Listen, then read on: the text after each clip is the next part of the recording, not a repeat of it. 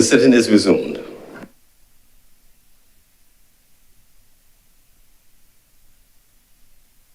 Senator Mulder. Thank you, Mr. President. Happy New Year to all senators in here, being it's our first meeting for the new year. As usual, I'll try to be as brief as possible and make my points, Mr. President, on this very important piece of legislation, which at the outset I will say will have my full and complete support.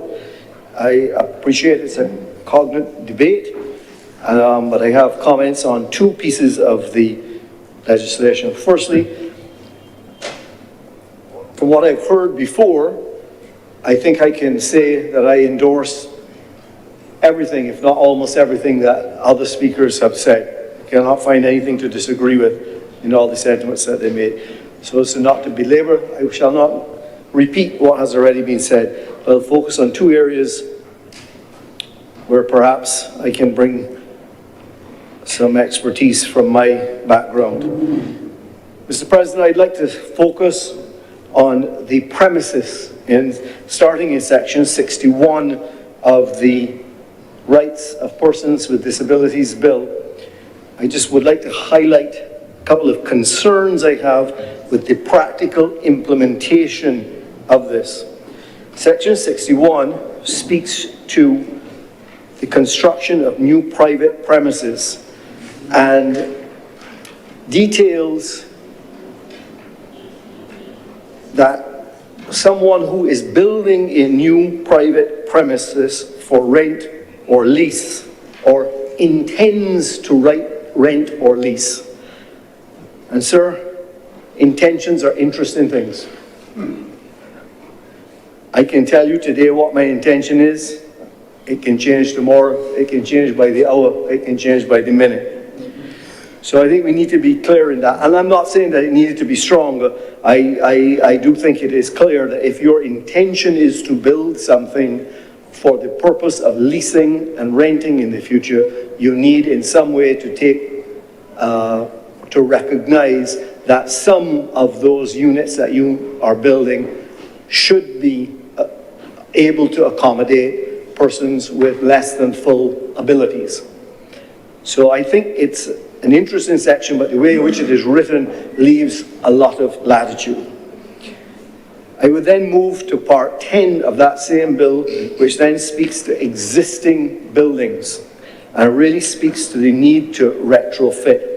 And I would like to express my grave concern, frankly, that saying that every building in Barbados within the next 3 years must be retrofitted, unless you can prove that there is some structural or some other mechanism that is said in there. I think in section 4 of, or part 4 of section 65, it says if you can demonstrate that there's a disproportionate or undue burden, then you don't retrofit. I just think the reality is that in a small nation that we are, with the limited resources that we have, that this is a great piece of legislation, but we're setting ourselves up for failure to think that we could retrofit every building within 3 years. So I do hope that in the practical implementation of this, that perhaps it would be better to have a plan and for building owners, both in the private and the public sector, to come forward within a reasonable period of time and say when and what they can do within what period of time. And that may be a better way of achieving what Section 10 was seeking to do, which was to have existing buildings retrofitted into the current standards. The other thing in Section 65, sir, that I want to highlight is the requirement to have disabled parking, or I don't particularly like that term, but that's what it's called, parking for disabled vehicles, or vehicles who facilitate disabled people. I'm concerned that I do not know what standard we are using to determine how many parking spaces are needed. Already within the building code, it is a requirement when you submit plans for buildings which are going to be used by the public, there is a requirement to have parking for disabled. but it has been brought to my attention on a number of occasions that it's not clear as to what is the reasoning for the number of these spots that are chosen. I can say personally that I'm aware of certainly one building that I frequent where the requirement was 4 disabled parking spots out of a total of, I think, 96 parking spots. And there's actually no one in that building who uses those spots. Now, they're there and they're available in case, and perhaps that is the right proportion, and I'm not simply asking, sir, what is the right number? And is there a mechanism for when a building, depending on what it might be, how many disabled parking spots that you need? Because they are about 50% larger than a normal parking spot, and as we know in Barbados, parking is a challenge. So I'm hoping that there is some latitude and some thought will go into that. And the other thing, just as a little aside, I want to raise with that is, you know, when we get to the other piece of legislation which I'd like to speak to, which is the modification of Section 88A in the Road Traffic Act. And as an aside, sir, I have not been able to find Section 88A. I believe it exists, but I have not been able to find it, and the clerk hasn't been able to find it for me either. But I believe that it exists, and it has an existing fine in it, which we are modifying to now read $5,000. But when we get to that, on a practical matter, I want us, and I think this comes down to the point I'm going to make a little bit later on enforcement, is that what happens on a Saturday evening when a building is closed to the public, but someone chooses to park in a disabled parking spot. I do hope that we're not going to find ourselves in a situation that we think that we can charge someone $5,000 in a private building when the business is actually closed. And it doesn't speak to this. The reality is, at any point in time that you park in that parking spot, if you follow the letter of the law, you could be subject to a $5,000 fine. So I think that comes down to how practically are we going to impose it. But that's my point. So I've made the point on the buildings, I've made the point on the retrofitting, and I would like to turn my attention very briefly, sir, to the Road Traffic Act. And it's a very simple amendment, and I would like to endorse the Honourable Senator Cummins, Leader of Government Business, in calling for not just a fine. I think that the time has come in Barbados that we get tow-away legislation that allows private and public servants, the private servants empowered to do so, to tow away vehicles who are parked in disabled parking spots or parked illegally blocking roads. We should be able to tow it away, put it in a pound as they do in the United States or Canada or the United Kingdom, and if you want your car back, go and pay the fine. Then you can get your car back. I understand the idea of putting the boot on the car that someone mentioned in here. I understand that, but the problem is that the car then remains where it is, where they want it. I would prefer you to tow it away. So I support completely the idea that not only should there be a fine, but we should have the right to remove the car from where it is illegally and make the owner, driver, whoever it is, have to pay the fine before they can return, before that vehicle can be returned to them. But to me, sir, this comes down to enforcement. And this is a very small little amendment being made to the Road Traffic Act. And where I would like to spend my time today, if I might share with you, is to talk about enforcement of the Act in its totality. Sir, I am deeply concerned in Little Barbados that every day I drive on this public road, even this morning, sir, coming here, and I would say almost every day, I will observe breaches to the Road Traffic Act that go on every single day with no enforcement happening with it. Those breaches include, I'll tell you one that frustrated me most on Monday. This maybe will get a laugh. Can you imagine, sir, that when you are traveling on the ABC highway, sir, and it's, now that schools are back out, it's quite clogged at times. But this week, on Monday, it's my first day back at work after traveling a bit. I forgot that school was back and forth, and I found myself on the ABC highway at about 8 o'clock. And it was not a good place to be. But as I was traveling in the northward direction, and I got there by the Bell Junction, to my surprise, when I pulled and I stopped in the left lane, all the cars behind me turned left at Bell.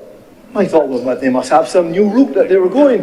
But no, sir, that's not what they were doing at all. There's a new lane.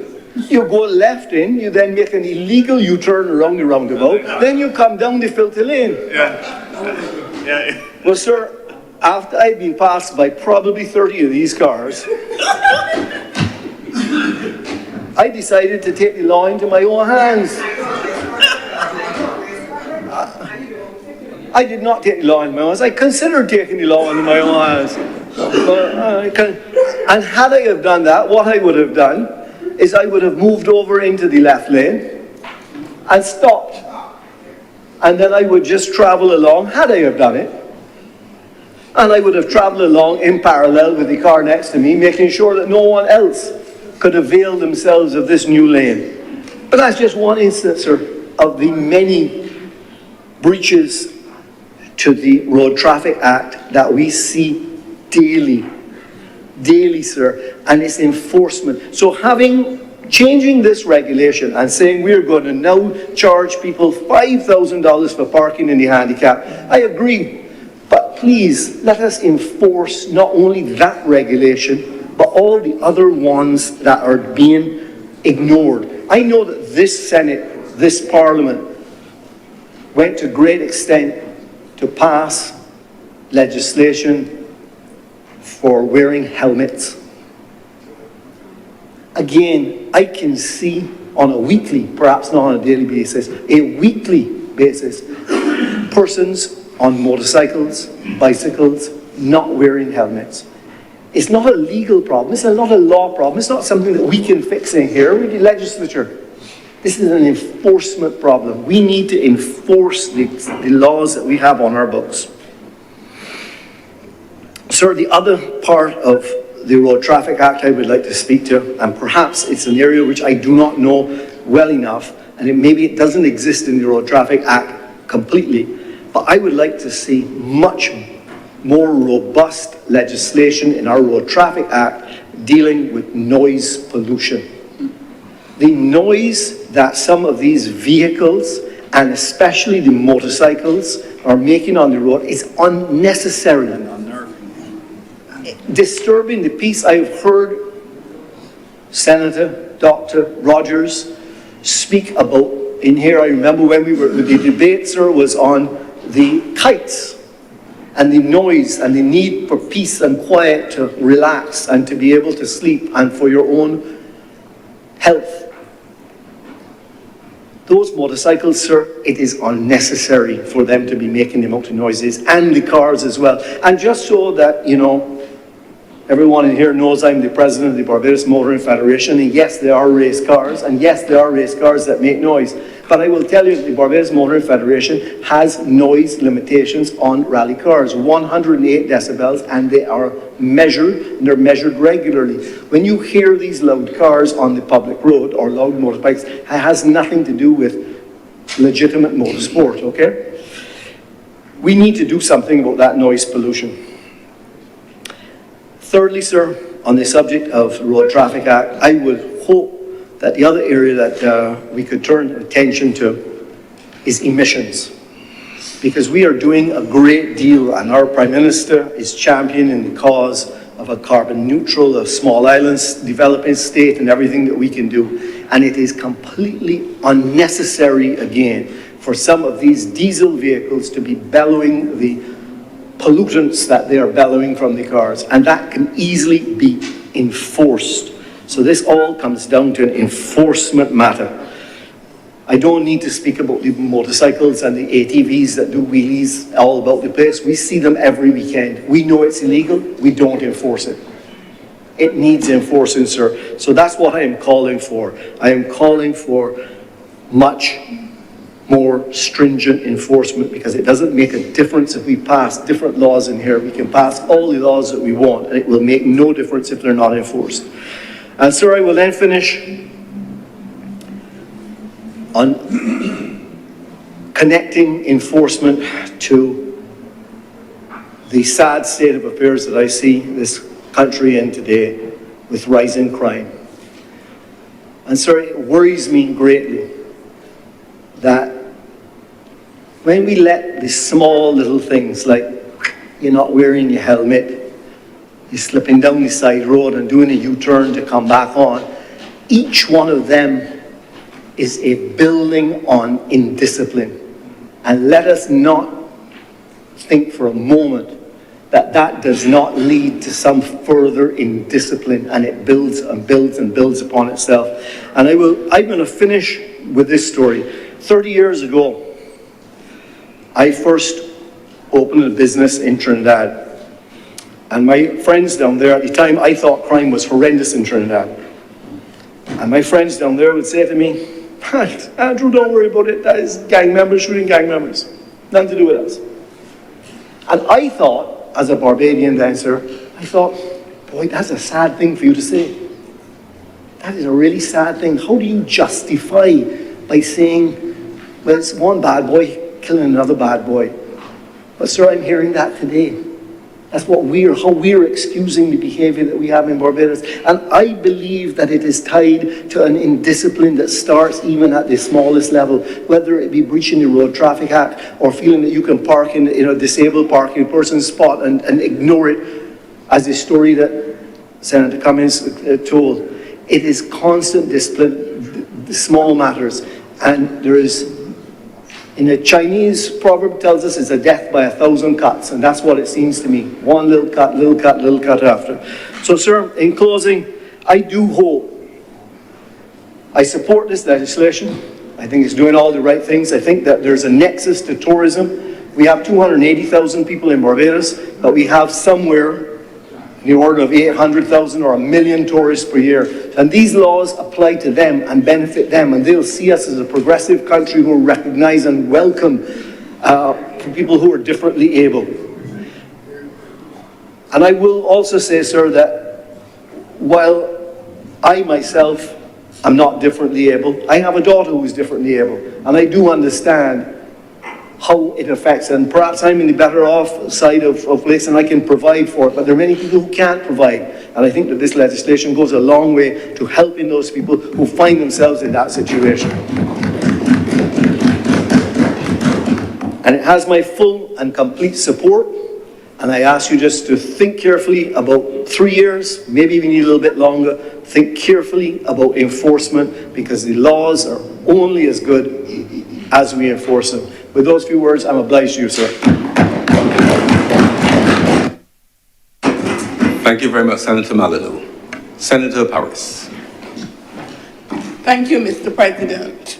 I rise to make a brief submission in support of this bill. It is a bill that is long overdue, and I am happy to be part of this debate, and it's coming because the Barbados Labour Party has made that pledge in its manifesto, and it demonstrates that the Barbados Labour Party takes its manifesto pledges seriously, and that we are a caring government. I am happy that persons with disabilities are being recognized and be allowed to live normal lives and not be tucked away in a corner, in a house, and, be told when they can go out and whatever, but be allowed to live normal lives. Senator Malilou spoke about the increase from $500 to $5,000.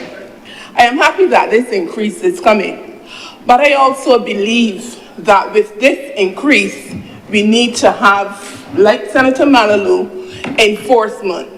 Make sure that it is police and that persons pay the money, not just put it there and do nothing about it. I have witnessed on numerous occasions persons who have disabilities struggle to go in a normal park after seeing an able-bodied person parking in a disability car park. These persons then have to take this long distance to get to the building they are going to, And the normal parks are sometimes too close. And it makes it difficult for them to maneuver a wheelchair, or they can because they do not want to bounce the other vehicle and that type of thing. So it is time that consideration be given to these parks, and when you are parked in a disability area, that you be paid the money, the $5,000, and that can only be done if we have proper policing. Mr. President, another thing that I am concerned about is that we have lots of electric vehicles on our roads. And we know that these vehicles are silent. So we need to make every effort to make sure that persons who are traveling with disabilities can be here when the vehicles are coming, so that if they step on the side road, they want to step down, they will know. So I don't know, but we need to give some consideration to what needs to be done so that it would not endanger the lives of these persons. The Transport Board, they had a new operational policy in place, and that is for persons who are visually and hearing impaired. Drivers should slow down when approaching a bus stop to allow commuters who are visually impaired or hearing impaired to take corrective action if they want to step in the road. They have also put in place that buses should not overtake one another on the road, and the buses should not pass another bus at the bus stop. Unless there's a defective bus, then you can pass that bus. The second bus must pull in behind it and wait in case a person with a disability wishes to catch the bus. I think the Transport Board should be commended for putting this new policy in place for persons with disability. We are expecting a new fleet of buses coming to the Transport Board. And they are making the step when these buses will be retrofitted with a special horn to bring an awareness to the presence to the persons living in this community. I am sure that this measure will go a long way and make it easier for these persons who are visually and impaired to be able to navigate and not put their lives in danger. Mr. President, I am happy today to be part of this debate, and I would like to take this opportunity to thank the Minister of People Empowerment and his team at that ministry for the hard work they have done in bringing this bill before us. Special mention must also be made of the Committee for Improving the Lives of Persons with Disabilities, and on that committee was a member of this Senate, Senator Andwelly Boyce, who I know did a lot of hard work in bringing it to reality.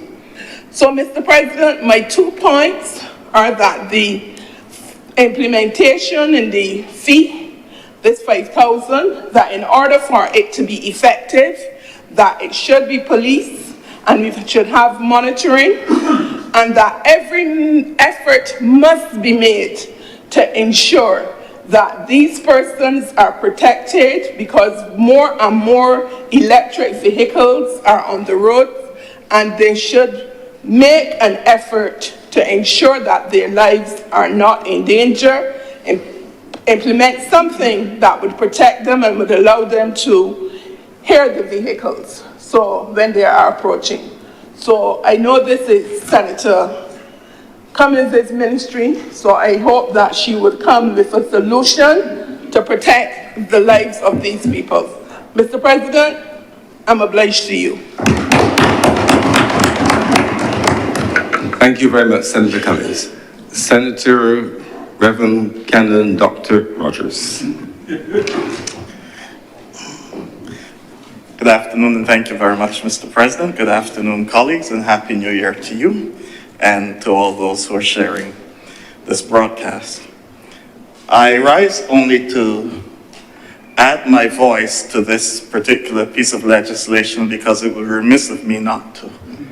I believe that this is a landmark piece of legislation and really reflects the development in our country, and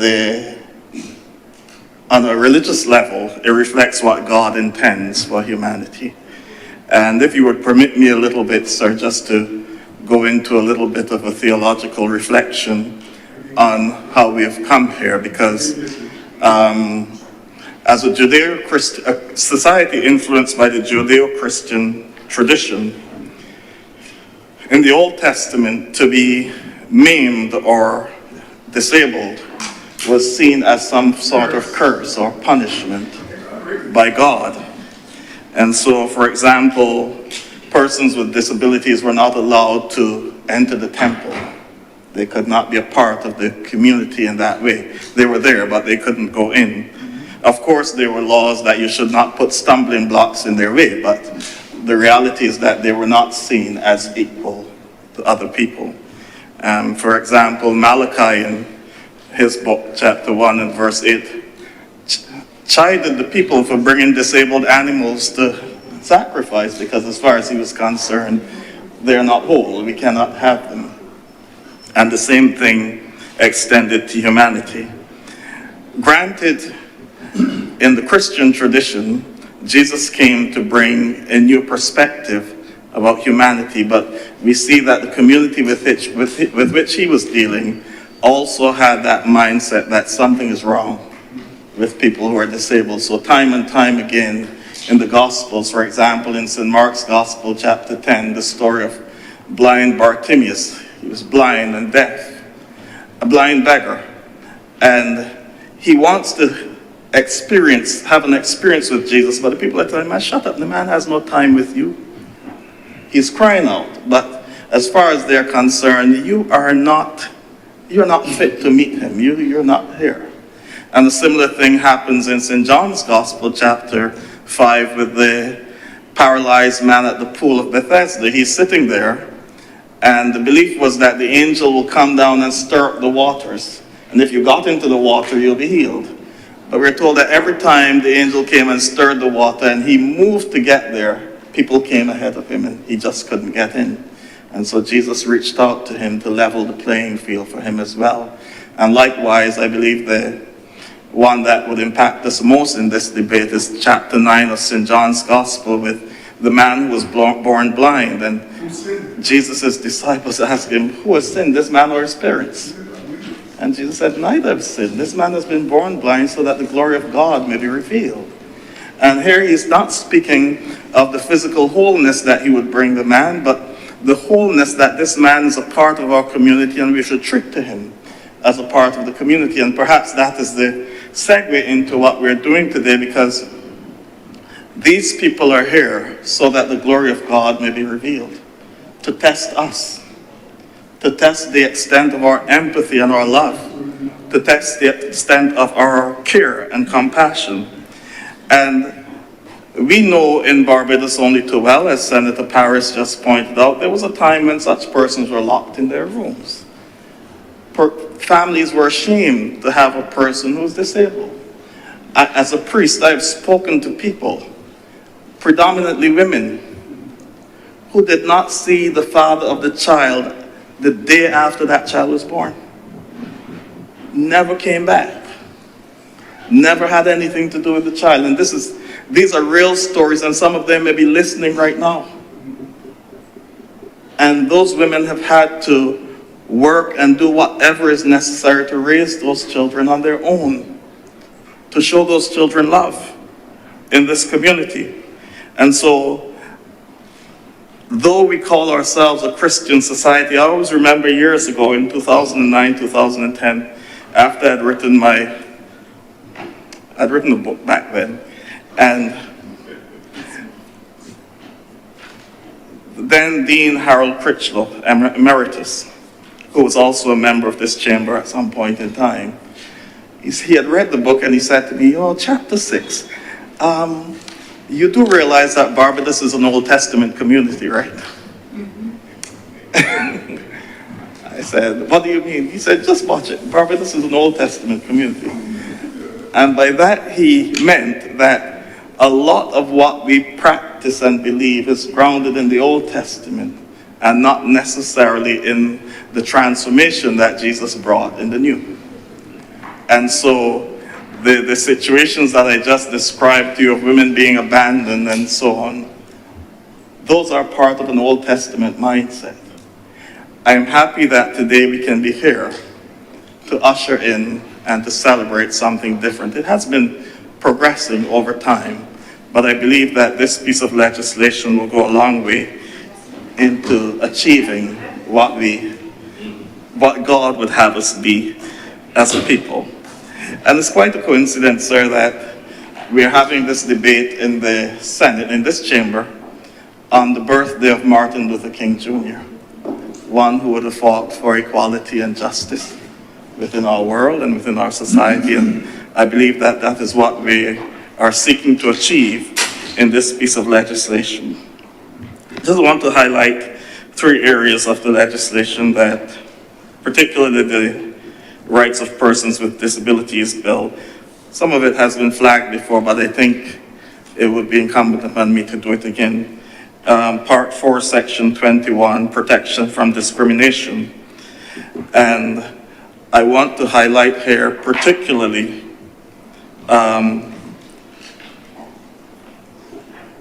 the sexual rights of persons with disabilities. Again, these are things that I would have encountered in my ministry. And there's a general belief that these people should not be able to exercise any sexual freedom whatsoever. But we have to remember they are human. They have emotions, and they have feelings. And I believe that this is something that we ought to pay very close attention to. As Senator Andwele Boyce would have pointed out earlier, but of course, you know, it has to be carefully done, especially in the area of reproductive rights. But I want to remind us that one of the greatest physicists and cosmologists in the world, Stephen Hawking, was a disabled person. Brilliant man. He had a family, married, because he existed in a society that fostered that kind of interaction. And that is the type of society I believe that we're aiming to become through this legislation. And I look forward to the time when people with disabilities can be regarded as they are equal human beings in our world and experience not only equality but equity, what Jesus would have done, where we seek to level the playing field to make things accessible to all. Also, sir, the right to education in Part 5, Section 27. Again, this is one of the areas that we must champion and must be very diligent about, because I know we've seen it already in our community. We've seen persons go to some of our secondary schools in their wheelchairs. We've seen the other students pushing them around. We've seen how they would have developed over time, the university and so on. But that must be available to more than just a few.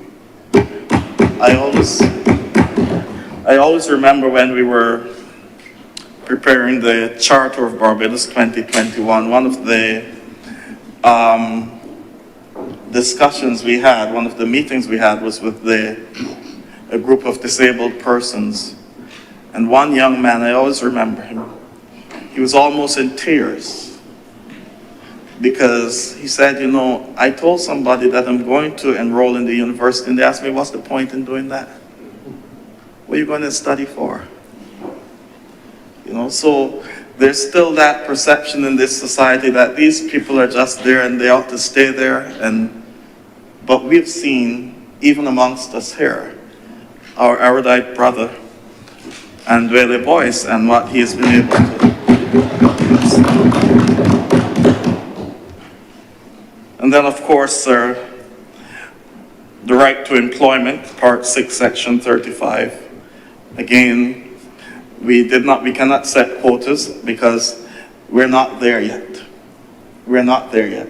But we have to work to get there, where more persons with disabilities have access to the type of training, the type of education that will fit their particular needs and enable them to be productive members of our society.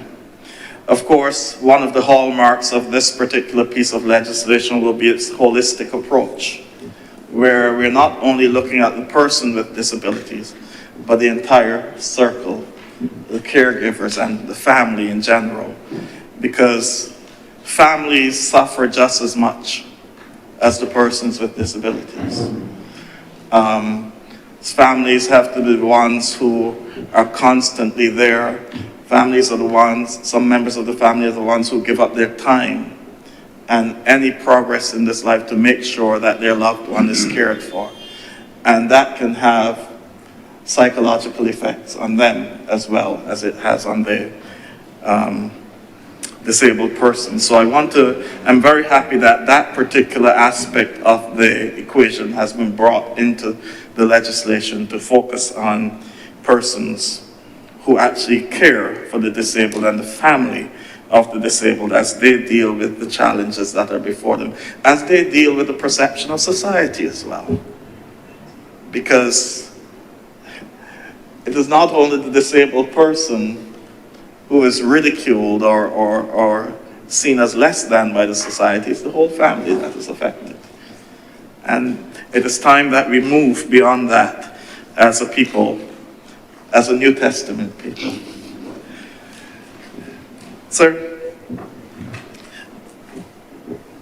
Senator Malolu spoke to enforcement, but I believe that the best laws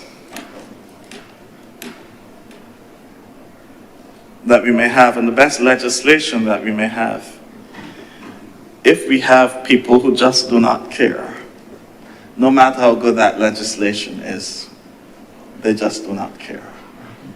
And so yes, there must be enforcement, and I'm sorry that the clerk is not here. Mr. Haynes, I think it is. Mr. Haynes, right? The gentleman. Jones, Mr. Jones. I spoke, where did I get Haynes from? He gave a brilliant eulogy, if he would put, I'm sure he doesn't mind me saying, at the funeral of Police Inspector Lawson Lovell. And in that eulogy, he pointed out how on his first day when he had his new car as a young budding lawyer, he went and parked in the wrong place. And he heard this voice, no, not there. And that was the end of that for him. And Mr. Lawson Lovell brought him into line, and he never did it again. I don't know if we have those kinds of law-abiding citizens anymore who would listen to what is happening, because a lot of the elderly that I interact with have decided to stop driving on our roads. Not because they're not capable of driving anymore, but just the crazy way that people are driving. Just what people are doing on the roads. This morning, taking my daughter down to that place in Waterford, we passed a car, sir, that the back windows of the car were actually speakers pointing out into the road and blasting as though he was the community DJ. These are the things that we still face in our society today. So there's a lot that needs to be done in terms of enforcement, but there has to be an attitudinal change for our people within our society. Do not want to harp on what has been taking place in our society in terms of violence and so on, sir, but it all comes into this because disabled people are vulnerable. I experienced that only this summer when, I think I mentioned it here before, my back gave out in August. I'd never felt anything like that before. It wasn't only the pain, it was just the vulnerability. I just could not move. And one day, my wife and daughter had to leave home. I was home alone. And I was sitting there, I said, but suppose this house catches a fire. What will I do? And then I realized, but that's the everyday experience for some people. That's what they face every single day. So anything we can do to make their lives easier, anything we can do to level that playing field, we need to do. Even if it is only ensuring that we are not dangerous to them in the society. Ensuring that we conduct our lives and ourselves in such a way that these people are not endangered by our reckless behavior. And so I want to encourage the public of Barbados. Yes, this legislation will be passed. It is hallmark. It's a great piece of legislation. But it requires good people. It requires decent people within the society to ensure that those amongst us who are disabled, well, all of us, because disability is only one incident away from many of us. Disability may be only one diagnosis away. In a country that is renowned as the amputation capital, disability is only one diagnosis away. And so I believe it is incumbent upon us all to recognize that this legislation is about us. It's not about a small group of people. It's about us as a people. And I want to implore the people of Barbados, not anyone out there any more than myself, to just remember that today we can be good and walking around and happy. Later today, that can change. So let us do whatever is necessary to level that playing field and make life as comfortable as possible for those who are disabled in our society. And with those few words, I thank you, sir. Thank you very much, Reverend Ken and Dr. Rogers. Senator, the Honourable Chanda.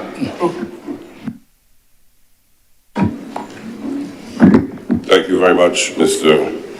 President. I rise to speak this afternoon on the matter before the House, and I want to take this occasion to really commend the architects and the engineers, the architects and the engineers and the brains behind this movement, and I choose the word movement deliberately. And therefore, I also want to single out the Honourable Member for St. James North and the other place, the Honourable Edmund Hinkson,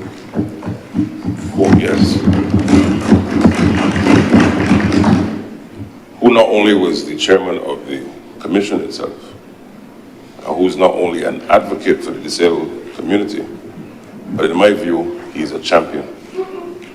And I want to place on record for this House my commendation for his sterling efforts, and long may this House reflect that he has been a true champion, not only in this regard, but in other walks of life, but he's brought the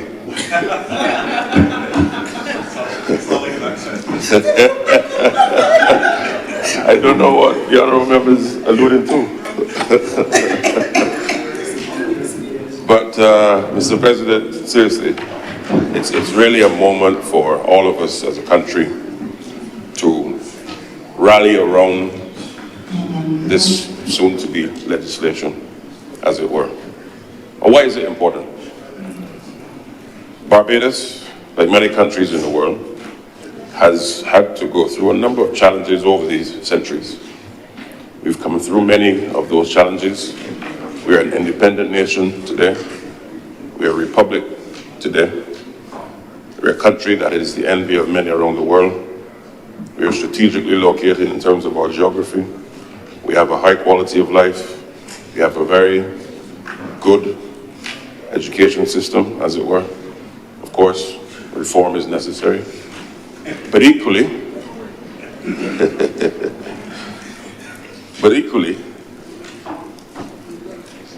it is a country that, because of our history, we have an obligation to ensure that we are as inclusive and fair to all as possible.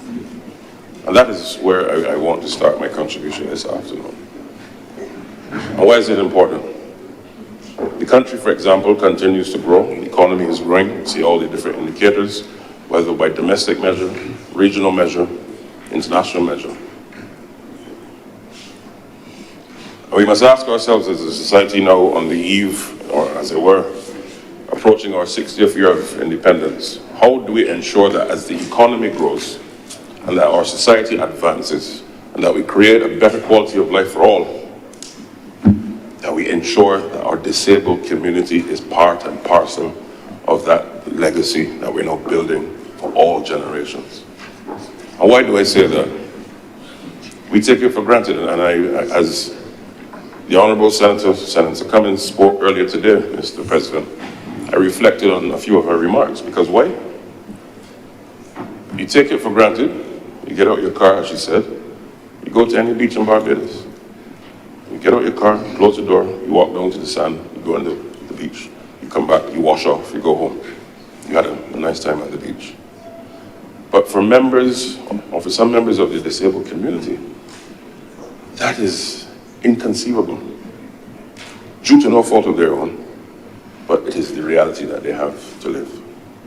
And we have an obligation, and this bill before us, and this, as I said, soon to be legislation before us, really speaks to the broader issue of a country, and not just government. Yes, government is anchoring this, but I feel proud to be part of a country where our country has now reached a stage where we said, in my view, as a society, we've taken too long to get here, but we're here. But we've now reached a stage where we're saying that we must always include the most vulnerable amongst us. And speaking with reference to what we discussed earlier in terms of the Bible, I am both an Old Testament and a New Testament young man, because there's some things that are still applicable on both sides. But when you look at the role of Jesus, when he came to the earth, he closed the gaps that existed. And therefore, the New Testament became the fulfillment of the entire embodiment of what God envisioned for the world. And I see this equally as the closing of a gap in many respects for our disabled community. And how do we go forward on this? And it's going to be key. So I want to start on the issue of accessibility. I spoke briefly on the analogy that Senator Cummins made about the beach. But I also want to focus part of the discussion with respect to when we look at how we engage in terms of business. And this is going to be my call to all of the business entities, whether it be a corner shop, whether it be a hotel, whether it be a travel agency, whether it be anything, even entities in government. We must now ensure that every possible process that exists, that those who are not in the disabled community participate in on a daily basis, every single process of business in this country must now be disabled friendly. Every last one. And as the Prime Minister always heard from now famous maxim, we must deconstruct and reconstruct and ask ourselves, how do you ensure that if a member of the disabled community comes into your shop to buy a lovely piece of pigtail, that you have the modes that can allow for them to complete the transaction? One, finding the usual suspects of ramps, of course. The height of your steps must be akin to fair access. And why am I talking about that? It also treats to the issue of standards. Because why? You mustn't have a situation, Mr. President, where, and I'm speaking frankly here, if you're designing a road and the sidewalk in Part A of Barbados is, let's say, and I don't know the measurements because I'm not an engineer or civil engineer, but I'm just giving an example. If part of the sidewalk in Part A of the country is, let's say, 3 or 4 centimeters high, and another part of the country is 7 or 8, and the person in a wheelchair, for example, now has to navigate or is accustomed to having better access here, but over there, in the other part of the country, or in another business, it is not the same. These are things that we must address. Because why? We have to create a level playing field for all of our citizens and residents, visitors to our shores, that they must have accessibility. And it is going to be key, and it can define this jurisdiction as a jurisdiction that is one that is really looking ahead, not just to treat persons coming to our shores, but looking homegrown first. How do we ensure that those born here and who live here and call here home, who are members of the disabled community, have the requisite access to infrastructure, and infrastructure that is compliant with their realities? There's some people who may have visual impairment, there's some who may have audio impairment, and equally, if you walk into a restaurant and you are visually impaired, there should be some mechanism, whether by, well, of course it doesn't have to be audio, where you can be able to interface with your, the machines. All of the machines which have the PIN codes, Mr. President, should have Braille. You see it in parts of Asia. You see it in parts of even now the Arab world. But this is where Barbados must now move to. Of course, the transition will require costs at some point, certainly. But if we're talking about inclusivity to the disabled community, everything that we take for granted, if we go into a restaurant now, and I take out my card and I put it into the chip and pin reader, I look and I touch and I put in my 4 or whatever digit pin. If I'm visually impaired, have we ever thought about what a member of the disabled community who is visually impaired would have to do in that regard? So it's that literally going and stepping back and thinking, if I was visually impaired, what would I need to ease, to facilitate me doing the same thing that those who are not differently able would be able to do? And that is part of that. And therefore, it also requires a level, in my view, of the staff of our businesses around the country to be aware and to be sensitive. And that's this last one, sensitive, is key. Because let's face it, our people are lovely people, Mr. President. Very robust and warm personalities and Barbados. But from time to time, you may find, going into a service establishment, that you may find somebody who ought to know better, who ought to deliver service in a spirited but friendly way, sometimes being a little overzealous and can be a bit offensive. How much more those who are members of the disabled community? And that sensitivity training is going to be key, because it's not only about setting the sector apart in terms of our service deliveries, but we must ensure that as we deliver service to our people, that those on the front line of service are particularly aware of the rudiments and the issues of the community. And I want to therefore take this opportunity to call on the HR teams in every business. And sometimes when we think of HR teams, we think of these large departments in large companies. If you have a one-man shop, you are also the HR manager. True? So I want people to think of it not just in the formal corporate way of thinking, but in the humanistic way. How do I, and it goes back to Reverend Rogers' point, how do I treat my brother and my sister? And we incorporate that into our way of doing business.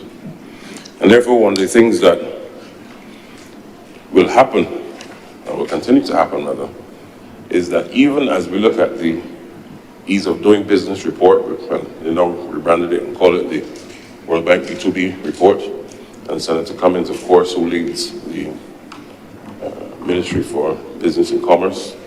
On my side, Investment, Economic Affairs. This has to also be part and parcel of the review, in my view, for how do we ensure that this country and the ease of doing business must be wholeheartedly behind ensuring that all bottlenecks, kinks, quirks that can and are affecting the disabled community are removed once and for all. And I make that pledge, certainly, as Minister in the Ministry of Economic Affairs and Investment, to do all within my power, working with my colleague, to really ensure that we can lift the ease of doing business, of course, for everyone, but in particular, those most vulnerable amongst us. And then I briefly want to look at the quality of life. This country continues to provide a good quality of life for our people, and we've become accustomed to certain things that has made us Barbadians proud throughout the years. And the improving of quality of life takes many dimensions. But I want to throw a challenge to them, because why? You hear the government, Mr. President, from time to time, actually quite often, speaking on the whole issue of resilience, speaking on the whole issue of raising our standards, speaking to the issue of excellence. And when you look at the whole issue of quality of life, whether it be quality of education, quality of service, quality of healthcare delivery, quality of the actual food and nutrition that you get. One of the areas I want us to focus on is the technological development side of the quality of life for the disabled community. Government spends large sums of money in education for decades. And I think when you look at climate resilience, when you look at infrastructural resilience in particular, we are now moving and encouraging our young people coming out of university and the polytechnic, etc., to now reimagine what are some of the needs that we have that we can now create solutions that are Barbadian, but not just to treat the Barbados, but can be exported globally. Equally, we must now also use this as an occasion to ask ourselves, what are some of the things, and this is where the Council for the Disabled and the Commission, in my view, can work together with the private sector and the academic community. What are some of the things that are needed that can make the life easier of the disabled community better, that can now be backed by research and development and created as a solution or a series of solutions for the disabled sector in all of its different complexities? Because the disabled sector, and I call it a sector, because even though it's a community of persons, they have tremendous insight on a number and a range of things. And I want them to now see Barbados as their launch pad for the world. Because why? We can be that global jurisdiction, as Senator Cummings said this morning, that can be a globally competitive economic base, buttressed and backed by a disabled community who is actively participating in the global economy. And therefore, there's tremendous opportunity for the creation of solutions for those in the disabled community. So technology must now, particularly in the context of AI, artificial intelligence, therefore, must now be able to help those in the community in ways that it has never done before. And why am I saying this? Hitherto, generationally, and unfortunately, broadly speaking, we've seen situations where those in the disabled community oftentimes are not integrated in many other things. This must not be the post-Republic reality of Barbados for the disabled community. They must be fully integrated where possible, and what do I mean? Let me qualify where possible. The truth is, Mr. President, there are some who, in terms of their mental realities and challenges where they exist, may not be able to participate or fully participate in the things that I'm talking to. But the vast majority of them have very sharp intellect. Very, very sharp intellect. I remember when I was studying law in the UK, I had a colleague who on the spectrum of autism was on the severe end. And he was in an LLB program with me at the University of Essex. And he graduated at the top of the class, ahead of all of us. And his method of delivery was different to ours.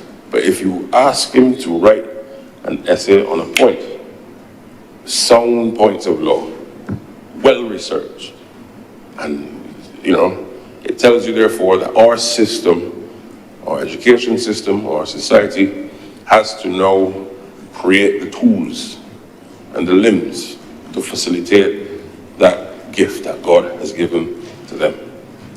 And this will set this country apart from everybody else. And we're not using this legislation to compete, because this is not about competing. This is really about enabling. But equally, from a moral standpoint, it will set Barbados in a different realm amongst the family of nations, who therefore can be proud as a people, pride an industry. That industry must also include our disabled community. And very briefly, Mr. President, when you look at the fact that Barbados faces a number of climatic challenges constantly, Caribbean as well, it already happens with the district emergency entities. But I want to encourage all of us, communities, businesses, churches, to really look out for our people, particularly given that the climatic realities has not changed what was the norm.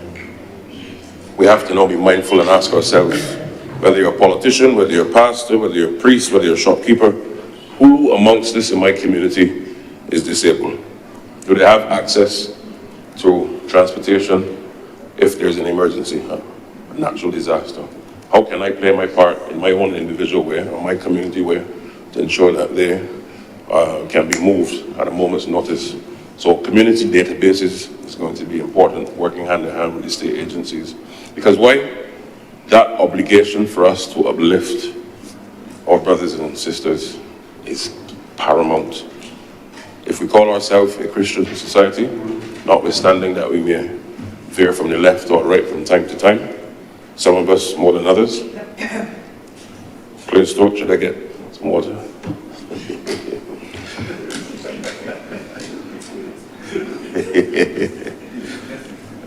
Yeah. Perhaps, Mr. President. But we must really now retool and relook and deconstruct even at the local level to ensure that those amongst us are protected, we know who they are, and we have the systems to build out rapid response where necessary. And I really want to reinforce that point. As I said, the district emergency mechanism is there, yes, of course. But it mustn't just be that. We must now ensure that the disabled community has our full support in everything that we do. And I just simply want to, as I close, once again commend those who have been the driving force behind this, and to put the challenge also for the record for the future. Because notwithstanding that we are discussing this today and soon to be passed the legislation as it were, but we must also, because life changes, and if you don't have a disability, you still have to adapt to life. You have to retool and to reskill. But equally, even more so importantly, those who have a disability, Mr. President, their realities are changing, as it were. And we as a society have an even greater obligation to ensure that as the world changes, they change with it too, and are facilitated and eased at every turn. And therefore, this legislation must also be a living one where we constantly look at it, given the importance of it, and to where in the future, in 5 or 10 or 20 years from now, amend as necessary so that it is responsive to the needs of those in the community. So with those words, I just want to once again commend it and to pay homage to the brains behind it as well. I thank you. Thank you very much, Senator Blackman. Senator Monique Tate. Thank you, Mr. President. Permission to remain seated, please? Certainly. Thank you, sir. Good afternoon, everybody, and Happy New Year. I have not spoken to some of you properly for the New Year. This afternoon, as some people expect, I'm going to be reviewing the legislation, the pieces of legislation, a little differently. And I want to go on record and say that my review is obviously based on my skill. It has nothing to do with whether I think this is an important piece of legislation. I think I've made it clear over the period of time that I have been a member of this Honourable, the Senate, that I have an interest in ensuring that persons who are differently abled or persons with disabilities are not disadvantaged in the way that they are currently. Now, I know, having said that, there are some people who are going to still say that I did not want the bill to pass. That is not it. What I am saying is the purpose of the bill is one thing. The drafting of the bill is something else. And notwithstanding our desire to get this bill out there for our brothers and sisters who are differently able, for our colleague, and I have personally experienced disability, and while I'm in no way trying to equate myself to anyone who was permanently disabled, I think Senator Cummings alluded to persons with temporary disabilities, and notwithstanding how you become somebody who is unable to function holistically, there are persons who will suffer through no fault of their own, or even if it's their fault, that everyday living will become a challenge. So there's no question that this bill is important. There's no question that it is necessary. There is no question that, to use your words, Senator Boyce, and I was thrilled because I've used those words in here before. You said whatless, I said whatless and indifferent. We have those people here. So we need legislation to deal with those persons. And I would go a step further than, I was going to say Professor Malaloud, I don't know why, but I'm going to go back to Senator Malaloud, Mr. President, and say that he and I think he said, and Senator Cummings talked about clamping, and he thinks that they should have to go into a pound and you have to pay. I feel that there should be a 3 strikes and you're out and you go to prison. You do it 3 times, because there are some people who will be able to pay the fines if it's 5,000. There are some people who will go to the pound. So let's carry it up a notch. And if you do this 2 times, 3 times, you face the possibility of incarceration unless you can come with a plausible reason for disadvantaging, if that is a word, persons less fortunate than yourself, or even if not less fortunate, who just cannot.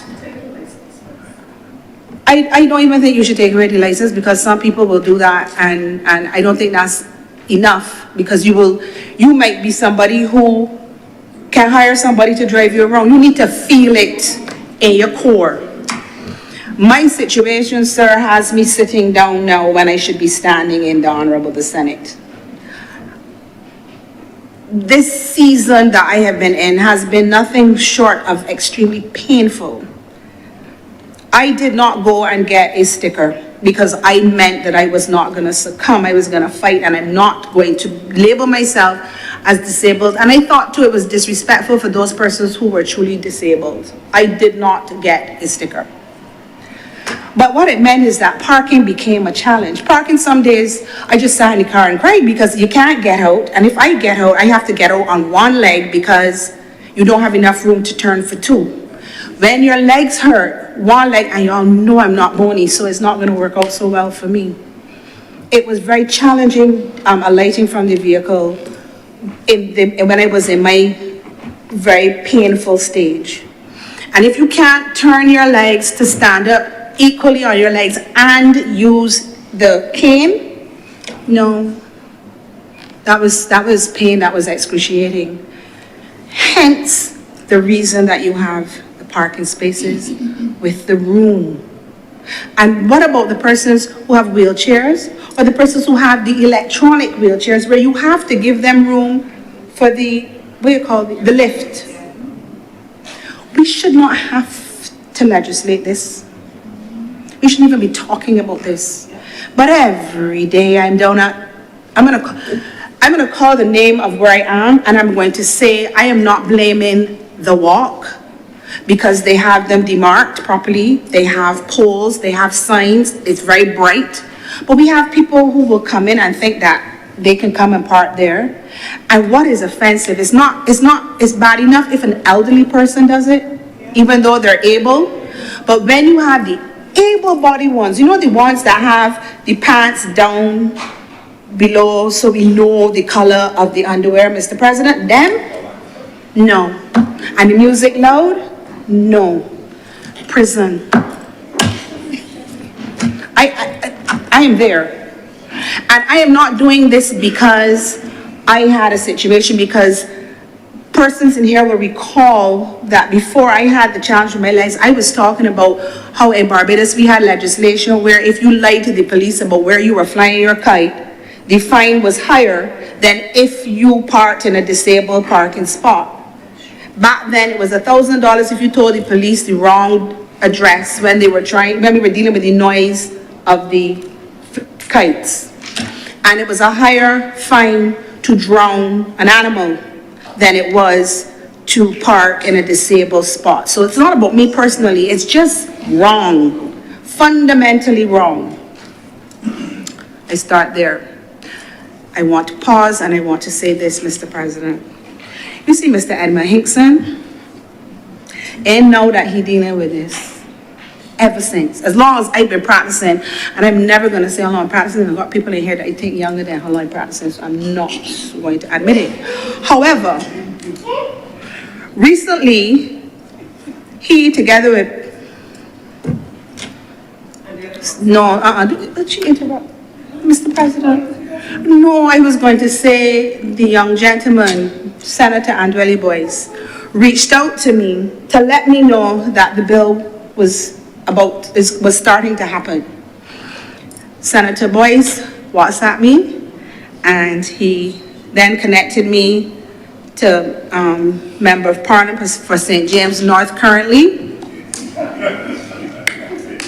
Mr. Edmund Hinkson. I'm looking at you, sorry sir, to let me know it was happening. And I will always say thank you to them. And Senator Boyce has interacted with me since he's been here on matters related to persons with disabilities. So I'm going on record acknowledging that, both Senator Boyce and Mr. Hinkson. Mr. Hinkson went further, and when he did his media statement on or about December 14, 2024, he called my whole name in his media statement.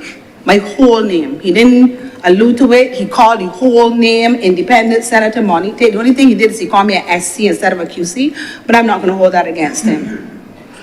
And he made mention of the fact that I had called for stiffer penalties for parking in disabled parking spots. So I salute them and I commend them for acknowledging when persons other than government members say things that make sense, that they still acknowledge that there are persons outside of the government that make sense. Sir, I am pleased with the increase. I'm going to go on record, y'all don't hear me say that often. I'm pleased with the increase. I am not vexed about the bill, sir. I am not. You know what is upsetting me? The drafting. We can want to punch above our weight. I've heard it been referred to the bill for the rights of persons with disabilities. Transformative. The best in the region, I think I heard Senator Boyce say this morning. I wasn't here, but I was listening. And for that to happen, the drafting has to be on point. We cannot keep passing legislation that is badly drafted, doesn't make sense, has errors, because notwithstanding the purpose, you are passing bad law. It's going to have to be amended. So I am imploring the government this going down. When I am highlighting today, because this bill doesn't have a commencement date, and I'm disappointed about that too, but it is going to be passed by proclamation. Take the time to look at what I'm saying and fix it before you proclaim it, so that we can pass it properly. I am imploring the government to do that. Okay, sir. Sir, if you're following me, you're going to need both of your pieces of legislation, because I'm going backward and forward because of how it was drafted. There are things that, and the thing is, you know what I don't understand, sir? You have, Lord, I'm going to say it. Lord, I just ask you to cover me, amen. You have lawyers in the other place that outnumber this place. You have law reform. You have people that can read and write, though. Some of this, you don't have to be a lawyer to pick up that it is not making any sense. And it hurts me. I am loath. But I cannot sit here as an attorney at law, a Queen's Counsel no less, and not bring to the attention of those who need to hear what needs to happen with this legislation. I don't want it to be perceived. I can't do anything with people's perception, but this is my position. The purpose is sound. The content and intention is clear. It is sound. But you can't send it like this. You can't. Let me rephrase that, because y'all got 30 seats. Y'all can do anything. I encourage you not to. Let me go. Sir, I'm going to start with the smaller one, the Road Traffic Act Amendment. First of all, sir, like my colleague, Senator Malalu, and he hasn't told me I can say this, but I was unable to find the Section 88 that this is amending. And I'd be happy if somebody could confirm that there is a Section 88 that it currently exists that warrants this amendment, because I can't find it. And that doesn't mean that it doesn't exist, I just couldn't find it. And it has happened before where we sought to amend something that was supposed to have been amended, but it didn't hit the boats. So I hope that that is sorted out. Be that as it may, sir. If you look at page, and I'm going to do what I don't normally do, sometimes I'm going to refer to the page to make it easier for people to follow. My references are going to be to clauses and not sections, because this is a bill. So, on page 4 of the Road Traffic Act bill, the Road Traffic Bill, we have an amendment of Section 88A of CAP 295. And you see this thing, by the way, Mr. President, of using CAP? That's lazy drafting. CAP is an abbreviation. It should be chapter. CAP is lazy drafting. Take it out of the legislation, please. If you are doing legal drafting on UE, you're going to get marked down.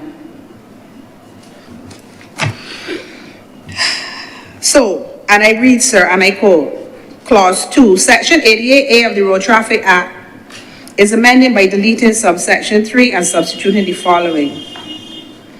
3, a person who contravenes subsection 1 or 2 is guilty of an offense and is liable on summary conviction of a fine of $5,000. Great. Wonderful. According to what is supposed to currently exist, we're moving from 500 to 5,000. Lovely. On paper. My question is, Mr. President, how is it being enforced? How? Because summary conviction means it's a criminal offense. Right now, police are not coming to an accident unless there is, and I quote, a fatality, serious injury, hit and run incident, pedestrian involvement, mass casualty, even or potential breach of peace, or suspected criminal activity, end of quote. To get a summary conviction, that means you're going to a magistrate, which means there has to be policing involved. If we're not getting police to come to accidents anymore, we have to rely on the insurance people to come out. Who is going to get us the summary conviction for $5,000 for somebody parking in a disabled space? I'm just asking. Have we thought it through? Because if we haven't thought it through and we haven't worked out enforcement, all this is what we would call in our world a paper judgment. It has no value, it has no worth. Now, I volunteered a couple years ago to oversee it, but I also made it clear that you would have to make it make sense for me, i.e., put me in the same category as the myriad of consultants that the government engages on a regular basis. I digress, sir. Now, what is good for the country is that a number of banks have declared a profit. We have the Afrexim Bank open for business. So perhaps the powers that be can engage with these people who have surplus to find a way to help manage and pay for what is going to be required, because you're going to need cameras, you're going to need personnel, you're going to have to pay people. You cannot keep paying people the way you pay people for tribunals, $200 a month and thing. This is serious. If you are saying that you are taking into consideration and you're serious about differently able people, this is critical. So before we can clap, we have to identify. And as I said, I see this on a regular basis down at the wall, notwithstanding the fact that it is fully marked. But yet, when you travel overseas, you see people parking far away and walking to the various wholesale places where they've gone to shop, because the law will deal with you everywhere but Barbados. We don't have police. I don't see any evidence in the legislation giving the minister power to create a team of persons who are going to manage this. It is a good idea. Follow up and get it enforceable, please.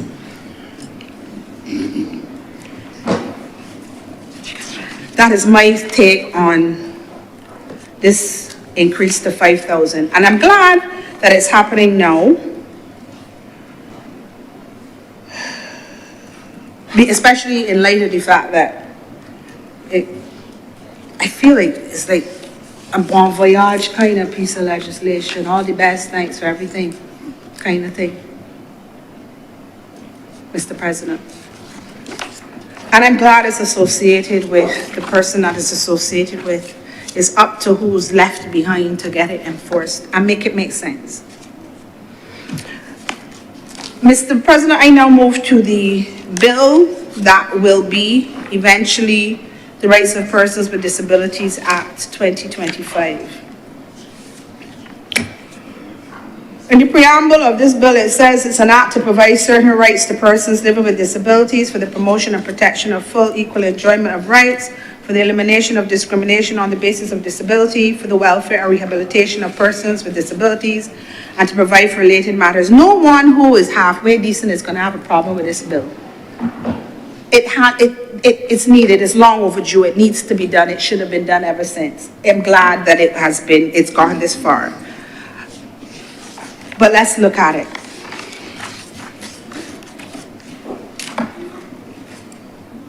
My first disappointment is that this bill was done in a way that it doesn't have a commencement date.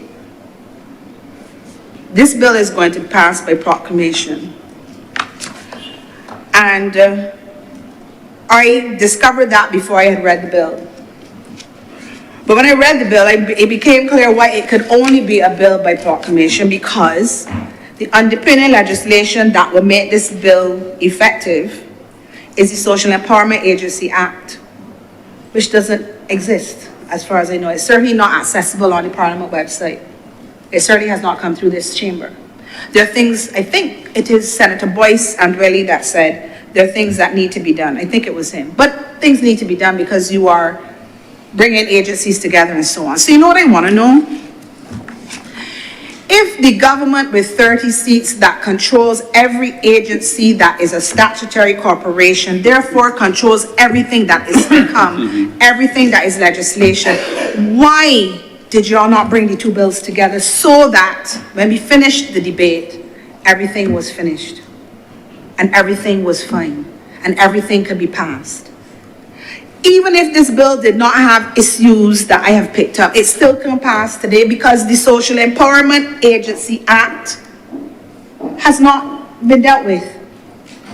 But almost every page of this bill makes reference to the Social Empowerment Agency Act or the bill or the tribunal. So it's almost like you put on your shoes without putting on your socks. And to me, it's like, you get people excited that something's about to happen, and then when, though? Where are we, though? Why, though? Pull together your legal people, bring everybody from different departments and say, we're meeting at this location to do this bill until it is finished because it's that important. That's what I think should have happened.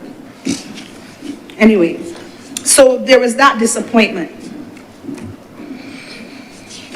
A proclamation and a piece of legislation that's not even pending, it's not in draft as far as I know. Major disappointment. So what it has done in a way to me, because the narrative that has been created, it's this bon voyage, you're diluting the integrity of the bill. You're minimizing the work that went into its construction. Because you're bringing it, but you're kind of partly bringing it because what you need to make it come to the fore doesn't exist. And that's not fair to the people who went and had 70-something meetings. That's what I think you said, 76 meetings, Senator Boyce. That's a lot of meetings, Mr. President. And a lot of input into this. Where's the Social Empowerment Agency at? Where is it? We have it referred to in this bill, describing Social Empowerment Agency or agency means the agency established under the Social Empowerment Agency Act 2024 and in brackets Act 2024-blank. The definition for National Advisory Committee means the committee established under the Social Empowerment Agency Act 2024 in brackets Act 2024-blank. At clause 5, the Social Empowerment Agency shall be responsible for the administration of this act. A point of order, Mr. President. Oh boy. Yes, what's the point of order? A point of elucidation, having spoken to the broad framework that will govern the legislation. The Social Empowerment Agency bill that is referenced here has been laid in the Parliament and is expected to be debated soon. And so, while I take the Senator's concern some of the comments are slightly, I don't wish to say misguided, but some of them are indeed slightly off kilter. Thank you, Mr. President. Thank you, Senator Boyd. Senator Tate, please continue. Mr. President, as I said, when I checked the website, I didn't see it. I'm unaware that has been laid. It certainly hasn't come our way. The fact remains that what I'm saying is a fact. We have this here blank. Whatever the intention is, to my mind, it should come before or during or at the same time, or, you know, that's my opinion, and that's what I'm sticking to. We have, as I was saying, clause 5 speaks to the agency will be responsible for the administration of this act. I want you to know, Mr. President, if you're not aware, that the functions of the Social Empowerment Agency, when you look at it and you count them, there are at least 30 functions, and that's just functions alone, ranging from clause 5, and you have clause 5, subclause 1, subclause 2, subclause 3, actually 2 goes all the way to R, no, I beg your pardon, ST, and then there's a subclause 3, which has nothing, sir, to do with the fact that the Empowerment Agency will also be responsible for receiving and investigating complaints, which is clause 6, and responsible for investigation regarding alleged breaches of the Act, that's clause 7. And is also responsible for alternate dispute resolution, clause 8, assistance with complaints, clause 9, assistance with high court proceedings, clause 10, registration, clause 11, and there you have it, sir.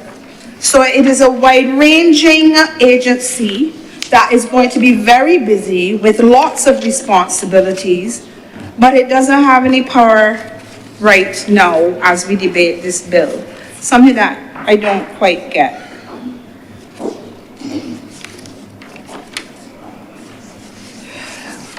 Sir, specifically with respect to clause 5, subclause HI, the agency will be responsible for maintaining a confidential register containing the particulars of persons with disabilities. And while I'm on the topic of the responsibility of the agency, I just want to say, based on something that I heard Senator Boyd say this morning, whereby he said there's a dearth of information for persons with disabilities, I am hoping that if and when that is remedied, that this confidential register will be truly confidential, because really and truly it is not right that person's personal business as to their situation, which for the most part, apart from being private, could be medical, whatever the case may be, should not be in the public domain. So I am hoping that this will be maintained and upheld. I'm also hoping that the powers that be see it fit to make it unlawful to breach this confidential component and make it appropriate for persons to be fined. I do not know if it is provided for in the legislation. I certainly hope that it is sufficiently a deterrent that persons will be afraid to basically talk about people's business. It is not right. Mr. President, I now want to move on to part 3 of the legislation, which deals with the tribunal. And this, I was attracted to this section in particular for a number of reasons, some of which are obvious. Let me start, sir, with clause 13. Clause 13 says, and I'm at page 24, the Barbados Disability Rights Tribunal is hereby established. Now, sir, in the definition section,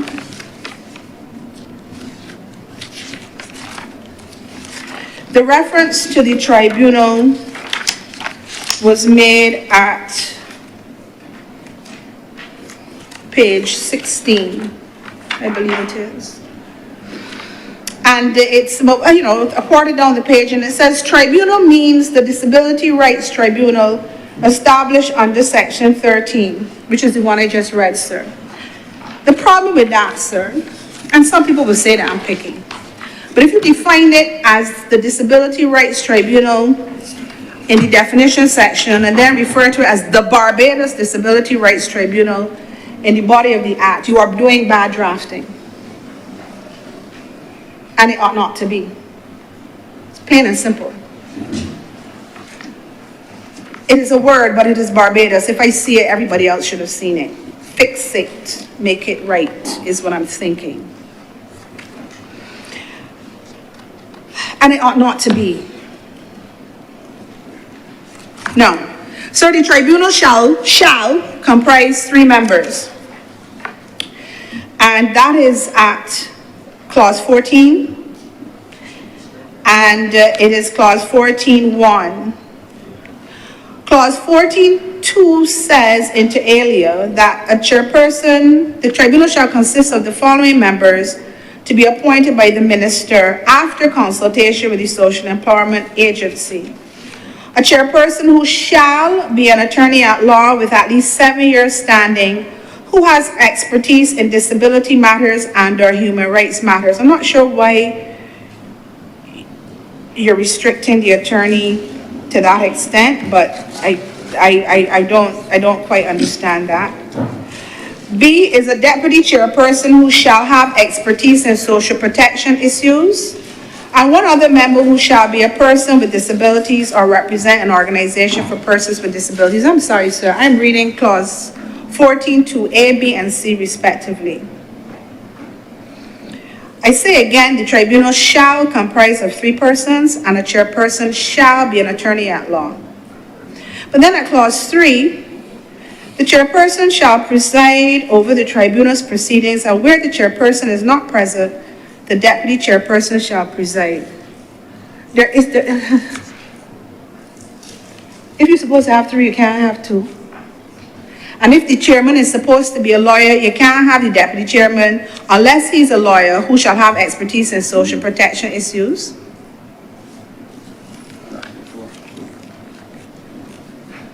Plus, tribunal, by definition, TRI is 3. So you need to have 3. It shall be 3 persons. So something is wrong with this section that makes provision for the chairperson not to be there. Yes, in the schedule, and I will get to that, there's reference to the minister having certain powers. But the way this is written, it looks as if the chairperson isn't there and the deputy is there, the tribunal can rule. That is not true. And it's reading in a way that is not good for interpretation. It's allowing for the tribunal not to be 3 members. I think it was Senator Worrell speaking of maybe it should be 5. I am aware that the Severance Payment Tribunal has 4 sets of 3 persons. It might be that the government needs to reevaluate what they're going to be doing so that I understand the quest to hear matters. And I expect, frankly, that when this is up and running, the amount of persons coming forward will be many. I expect it, because if you are now getting an opportunity to be heard, you're coming to be heard. If you have rights, you're coming to exercise your rights. You're expecting and hoping to be protected. You got to fix this though, because you can't have a lawyer but not have a lawyer, and have 3 people but not have 3 people. This needs fixing. This needs fixing. And to say that the minister, there's a provision in the schedule that says the minister can appoint people temporarily. But if you're a chairperson going to a funeral, you are not going to get the minister to bring somebody for that day, because a minister appointing somebody temporarily involves a cabinet paper. Which minister is going to engage? You already have the minister reviewing the legislation every 3 years. I can't wait to see how that's happening. And then 6 months he has to review. So there's no penalty if the minister doesn't review her, Mr. President. I noticed that too. The minister is to review, but I ain't seen a penalty if he doesn't or she doesn't. I'm just saying. But I get the point. You're trying to say we're serious. Let's be serious though. Do not have ambiguous drafting. Do not have things that are not clear. Do not have things that will allow an attorney to come and question it or to challenge it. Thank you, Mr. President. I saw your They saw your signal. I'm also concerned here, sir, and I think Senator Boyce spoke to this. There's provision for investigation of anonymous claims. There's provision for, in clause 15, a party to a complaint referred to the tribunal may either appear in person before the tribunal or be represented by it, which sounds like if the complainant doesn't come, somebody could come on their behalf. I expect that those persons who are acting for respondents will have a problem, because the burden of proof in this legislation, which is outlined in clause 23, speaks to a person alleging a violation of this act shall bear the burden of presenting a prima facie case of discrimination or victimization under this act. And the burden of proof shall then shift to the respondent to disprove the allegations. If you're allowing anonymous claims or persons other than the complainant to come, I'm not sure how that is going to work. And this legislation makes provision for a fine of $1,000 for persons who give false information for registration purposes. So if you recognize that people don't always tell the truth, you need to be careful what you're doing with your respondents. Mr. President, I would like you to bear with me because I have one last important area, well, more than one, but certainly this one. This legislation makes provision for the Evidence Act to be followed when it comes to taking evidence.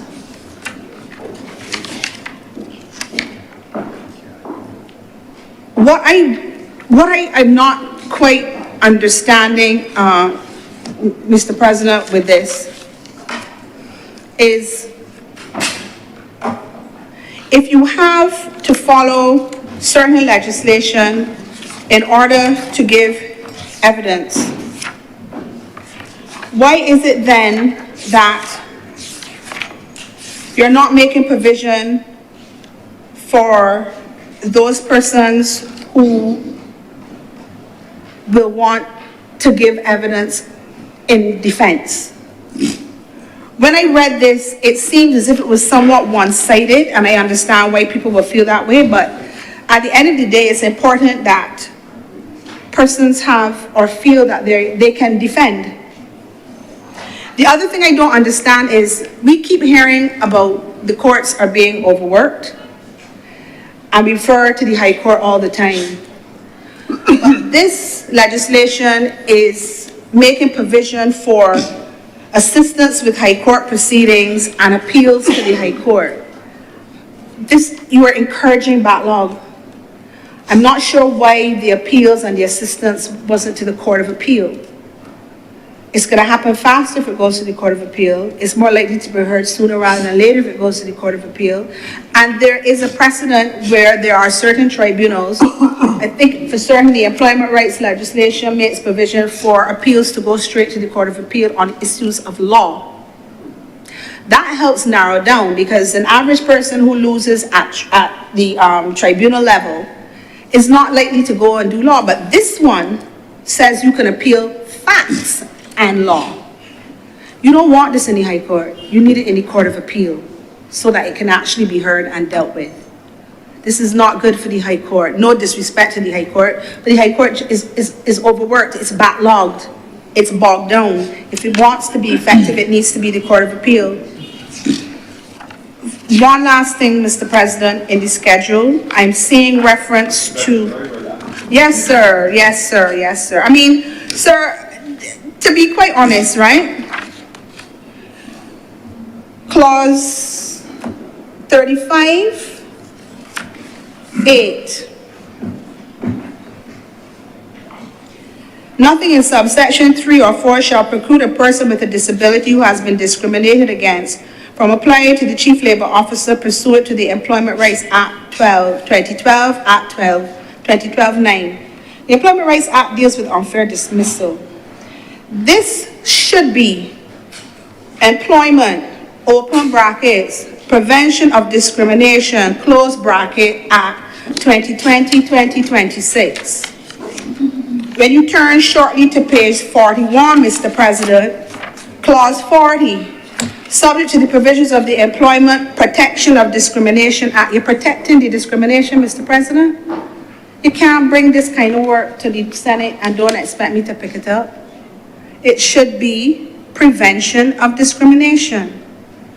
If you don't do these things, you're going to pass it with this type of thing in it, and it's not going to make sense. The clause 41 that has about 6 ministers working together to collaborate and formulate schemes and programs. My question is, who's taking the lead? Who's taking the lead with respect to clause 41? Who is it, the senior minister, the prime minister? Who's going to take the lead in that happy throng of labor, disability, education, social empowerment, respectively? I'm curious. And I'm finished, Mr. President. I'm going to say this one last thing. I'm really going to end up. It says in page 68 in the schedule, clause 8, the minister with responsibility for disabilities, and on that note, that's quite a gauche. The minister with responsibility for disabilities. Could we not find something softer? Shall make appropriate arrangements in relation to the provision of remuneration of employees of the tribunal. As far as I know, the tribunal consists of 3 persons. Who are these employees? And if they're employees, since when is a minister hiring people in conjunction with an agency? That too needs to be looked at, Mr. President. I think I've highlighted enough. I could spend more time because there are other things wrong. But the point is, I don't come to just find things wrong. I come to support. To get support, please take the time to do it better. I'm obliged to you, sir. Thank you very much, Senator Tate. Sorry. Senator Reverend Charles Morris. Thank you, Mr.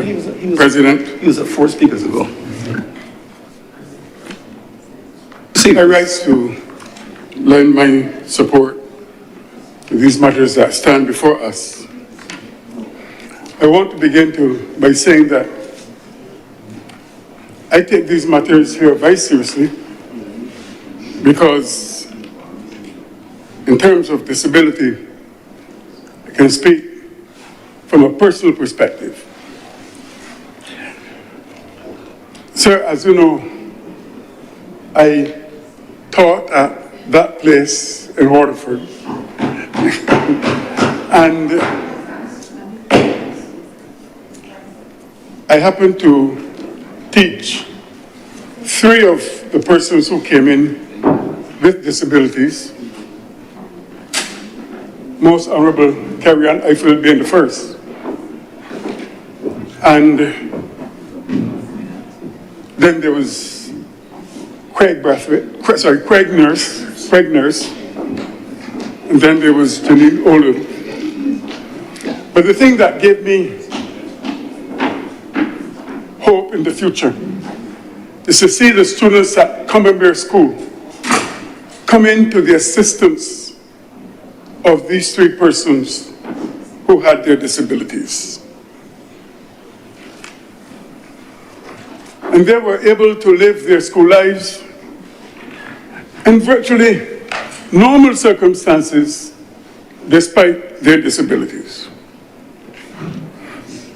But my relationship, sir, it was even more intimate because during the 80s and early 90s, I used to visit New York every vacation to be with my nephew who was Down syndrome. And sometimes I used to ask myself the question, why would the person with such? Because he appeared so intelligent, but yet, and I use the word yet, so handicapped. But then I had my own experiences too, sir. And that is when I recognized that a disability is only one even minor accident away. I've often said in my life that I would never sit in a wheelchair to go through an airport or the airplane. I said that. I detested walking with canes or crutches. But in England, I had a very bad knee, and it had to be replaced.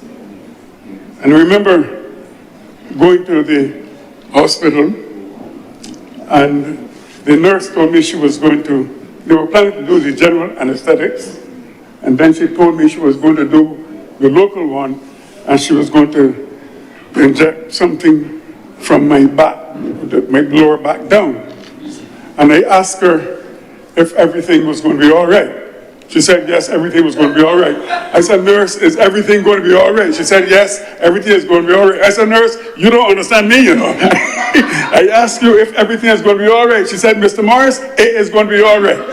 As you can see, sir, I've gotten up and I'm standing. Like if you had a concern over the peculiar disability, potential disability, please continue, Senator Morris. But Mr. President, I'm standing and I'm here. I almost thought that Senator Rogers had seen my notes when he looked at the reasons for the attitudes towards persons with disabilities when he referred to the scriptures. So since he dealt with that, I will look at the other historical reasons, sir. Because apart from the fact that theologically then, if you were sick, you were cursed by God, let us go way back into our own history, and you will see that some of those persons who were caught in that slave trade, some of them, when they were caught and they realized that they had disabilities, they were thrown away. When they reached the fort and they had disabilities, they were just thrown away.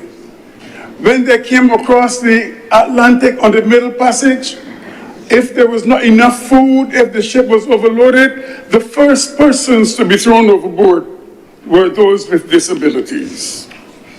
And then when they reached the Caribbean, a lot of them got their disabilities and that scrambled effort to obtain enslaved persons on the plantation. They were thrown away. And on the plantation, they were seen not as contributing to the economics of the plantation, and therefore they too were discarded and abandoned and left like that. And I'm afraid that some of us, when we were small or younger, without any proper knowledge of disabilities, we just sometimes scoffed at them, jeered, and whatever.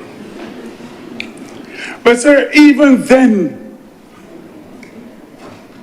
the philosophers had no uses for persons with disabilities. Even though Malthus, the population expert, he did not openly say it, but you can tell that in order to reduce the population, one of the things a set of people you had to rid of the population were those who were disabled. And then we come down to the social Darwinists, the survival of the fittest, because persons with disabilities were seen as burdens on the society. The eugenics practiced by Goebbels and Hitler and all of them on those persons, sir, because they were seen as a burden to society. This government, sir, pledged that its philosophical underpinning was that of covenant. Not a social contract, it was that of covenant. And covenant, sir, means that you work for the best or the betterment of not only every individual, but those individuals who are on the fringes of society. That persons like those who are living with disabilities are empowered. And that is what this legislation is about. Social covenant governing our attitudes towards disabilities. I want to say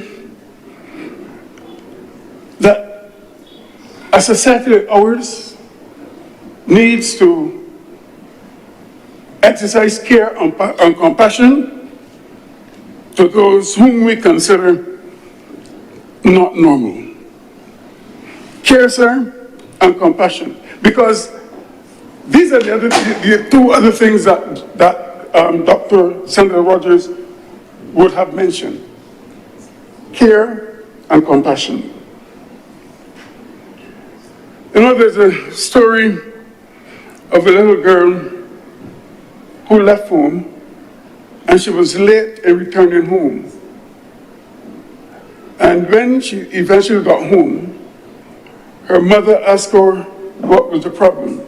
She said her friend, her doll was broken. And the mother asked her if she stopped with her to fix it. She said, no, I stopped to cry with her. Compassion, sir. And compassion, different from pity. Compassion, sir, is when you emphasize into the lives of individuals where they are. Pity, you can say, as we say in Barbados, could dare. But empathy, sir, compassion, is when you do something about it. And this legislation here today brings before us an attitude to do something about those with disabilities. I hope the time will come, sir, that none of these fees or these fines that we're having, I hope the time would come that not one Barbadian will have to pay that fine. Why?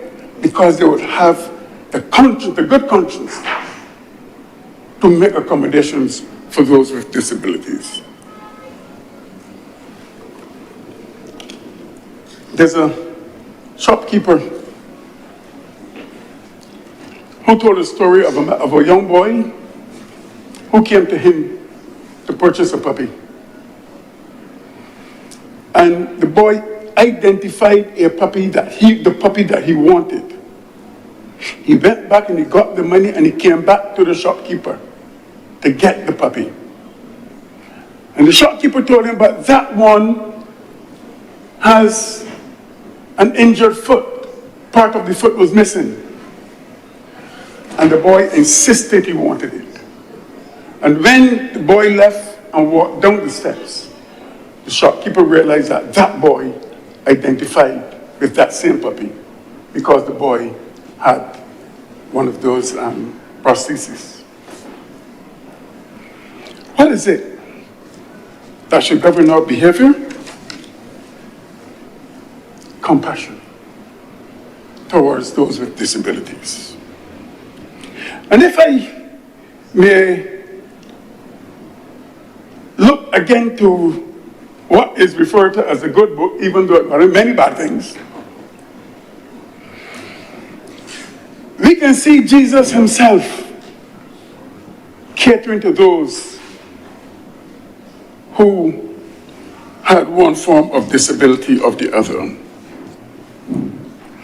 But the one story in that good book that catches my attention and allows me to treat those persons with disabilities as human beings made in the image of God is the book of Acts.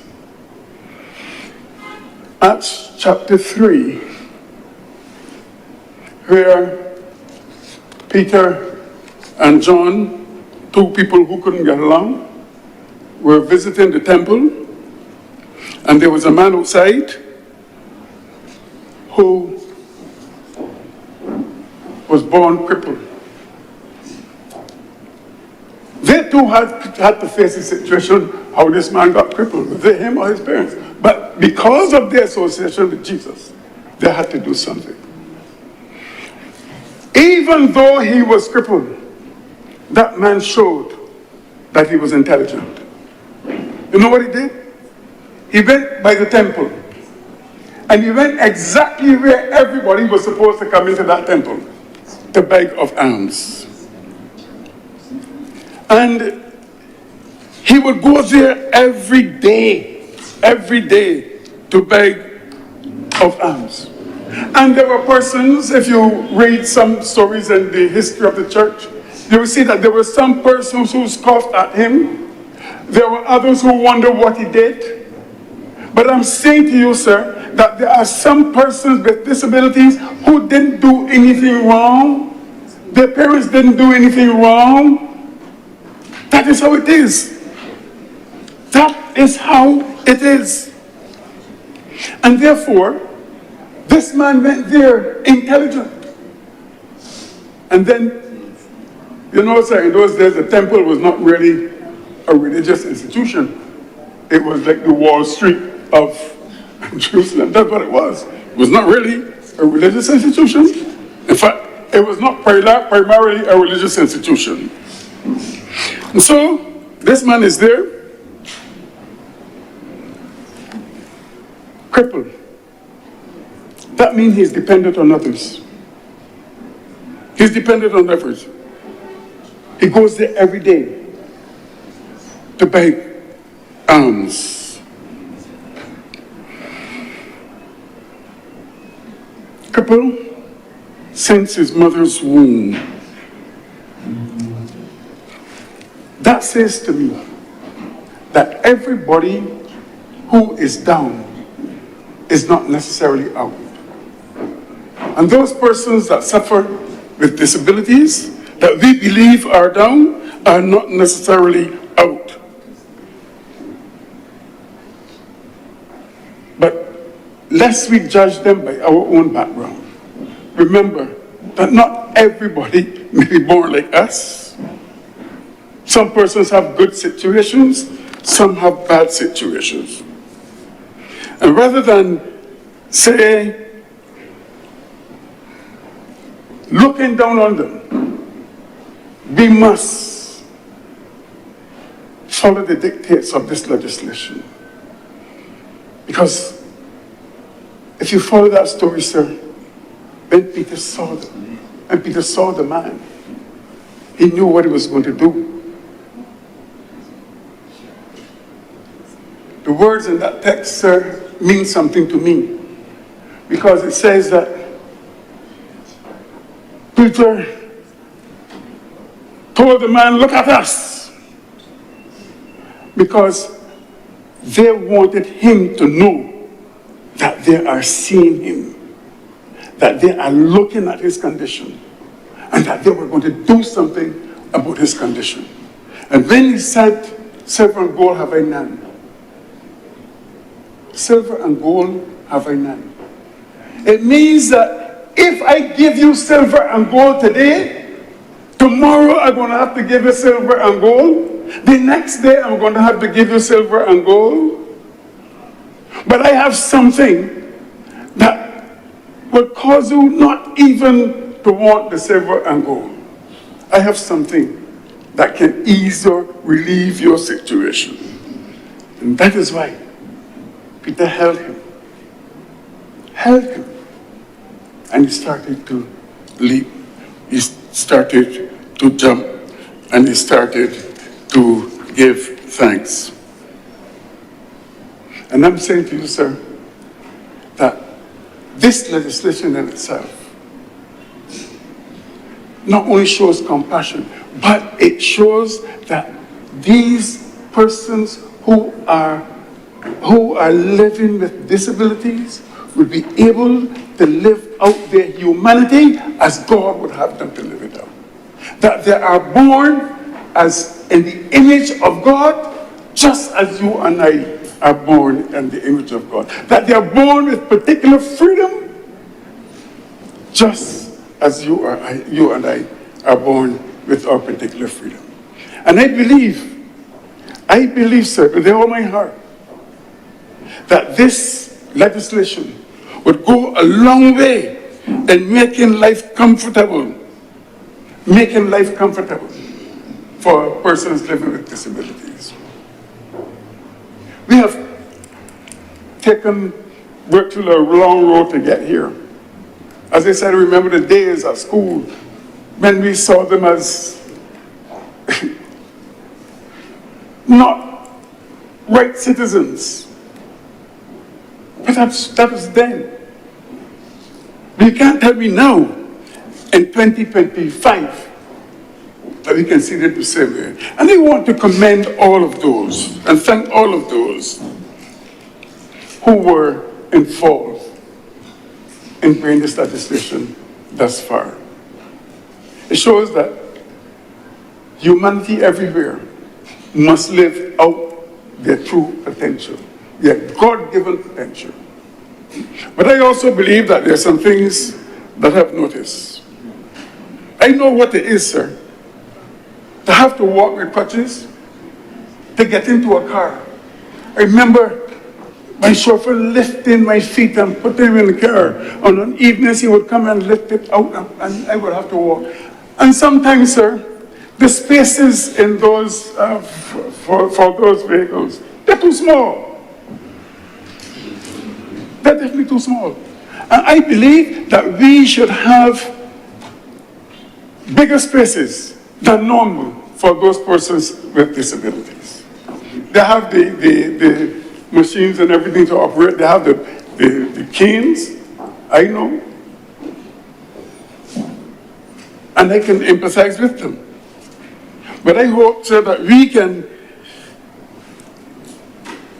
do enough to make sure that they are comfortable. Buildings, sir.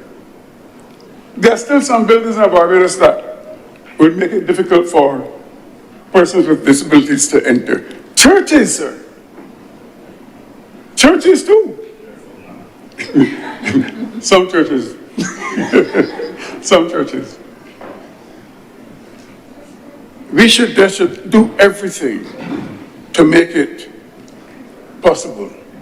And you know, I listened to the debate last week and I heard people talk about insurance companies. Not everything should be about profits. But I believe that we have a moral responsibility to one another. A moral responsibility. And sometimes we may have to assist people in choosing life. And I believe that every establishment, all of us, have a right to help people to live this life, not only choose life, but to live this life comfortably. Therefore, sir, I want to say to you again that I stand 100% behind this legislation before us. I thank you. Thank you very much, Senator Reverend Morris. Senator Mr. Maynard. Thank you, Mr. President. Mr. President, I am pleased that this government that lives by the mantra, promise made, promise kept, has looked at Section 23 of our Constitution, 23(2) to be exact, and seen it necessary to expand it with all the detail that it requires. Because in Section 23(2), our current Constitution gives rights to disabled persons against discrimination. What this bill proposes to do, and has said, is that we are all one. And none of us should be discriminated against. Mr. President, I want to revert to our healthcare situation for the first part of my short contribution. Every day in the QVH, or rather, 2 of every 3 days in the QVH, we admit someone with a stroke. I will quote from some statistics from the National Registry for Chronic Non-Communicable Diseases for 2021. And in 2021, we registered 691 strokes. Of those 691, 248 were new strokes. So the majority were strokes, second strokes in people who had strokes before. And we're speaking of disability. Of course, there were deaths among them. I'm told, and I could not find the data, but I'm reliably told that approximately 7% of our surgical acute admissions are for amputations. Those are frightening numbers when we speak of disability. And the major causes of disability in this country relate to visual problems, low vision and blindness, mobility problems, yes, Senator Paris, hearing problems, and problems of cognition. Now, Mr. President, the government spends large sums of money in treating our chronic non-communicable diseases and the consequences thereof. I know that. I think within the estimates we saw that there's a budget of about $27 million annually spent on hemodialysis, on dialysis alone. $27 million. But we know that in more modern times, there have been drugs that have been developed that have been used to treat totally major diseases, diabetes and hypertension, that reduce the risk of getting the complications from these diseases. They reduce your vascular risk for your kidneys and your heart, or reduce your stroke risk. What we have to ask, even though they're expensive, we have to ask ourselves, should we or can we bear the upfront cost and reduce the massive down the line cost? And we must remember that the patents on these drugs will soon expire. So where we start today is not, the cost we experience today will not be what they will be in 10 years. They will drop. But we will save many lives and reduce our incidence of this predictable added disability. So it says that some of what we are experiencing and will experience in the future is preventable. That in combination, sir, with all the work that has to be done in public education and primary health care will help. And I want to mention medical insurance. World over, there's a big trend towards incentivized insurance. Very similar to, excuse me, very similar to no claim bonuses with motor vehicle policies.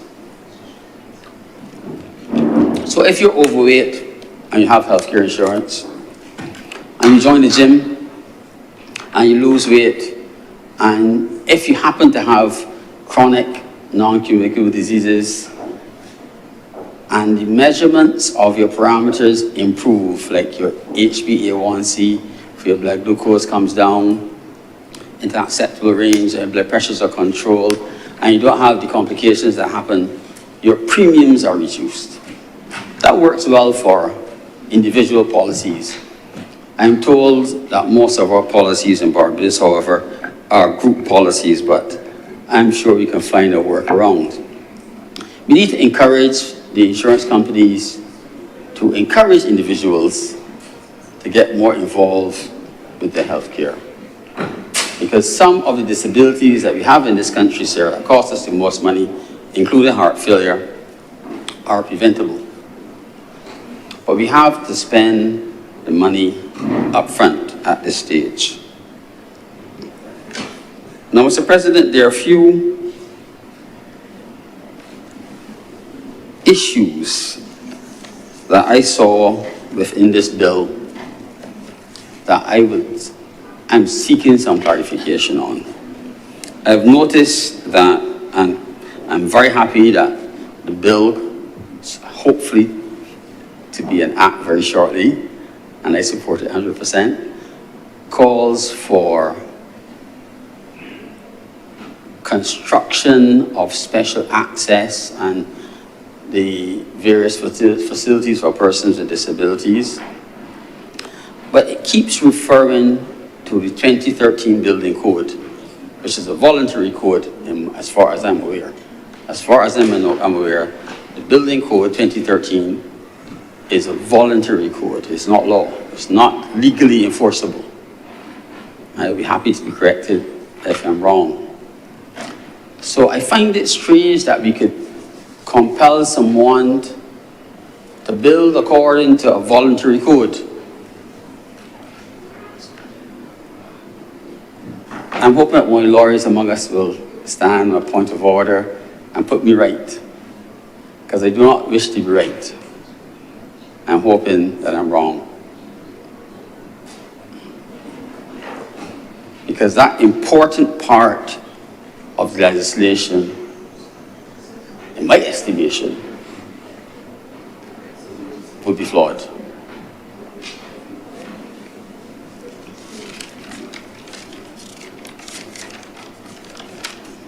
Sir, I am happy to see that for the future, voting among those with disabilities is protected.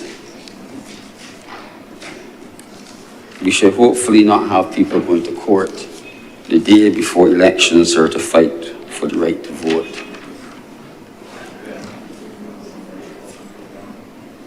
Sir, healthcare facilities will be required, including public healthcare facilities, to have special access and all the requirements for persons with disabilities.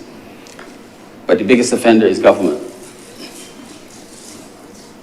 All of the district hospitals, polyclinics, the QEH need to be upgraded. But clause 3 of this act, of this bill, says that the act binds the state. It's probably the shortest clause in the bill, sir. The act binds the state. And all players have 3 years to bring the house in order. Can the state truly, with all the expected costs, including what will happen on the roads, bring its house in order in 3 years? I think not.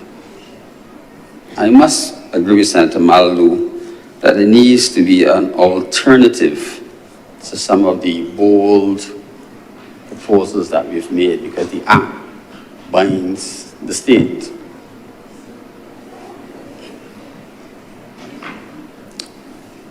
Overall, sir, I am very happy that this bill has extensively looked at what needs to be done. And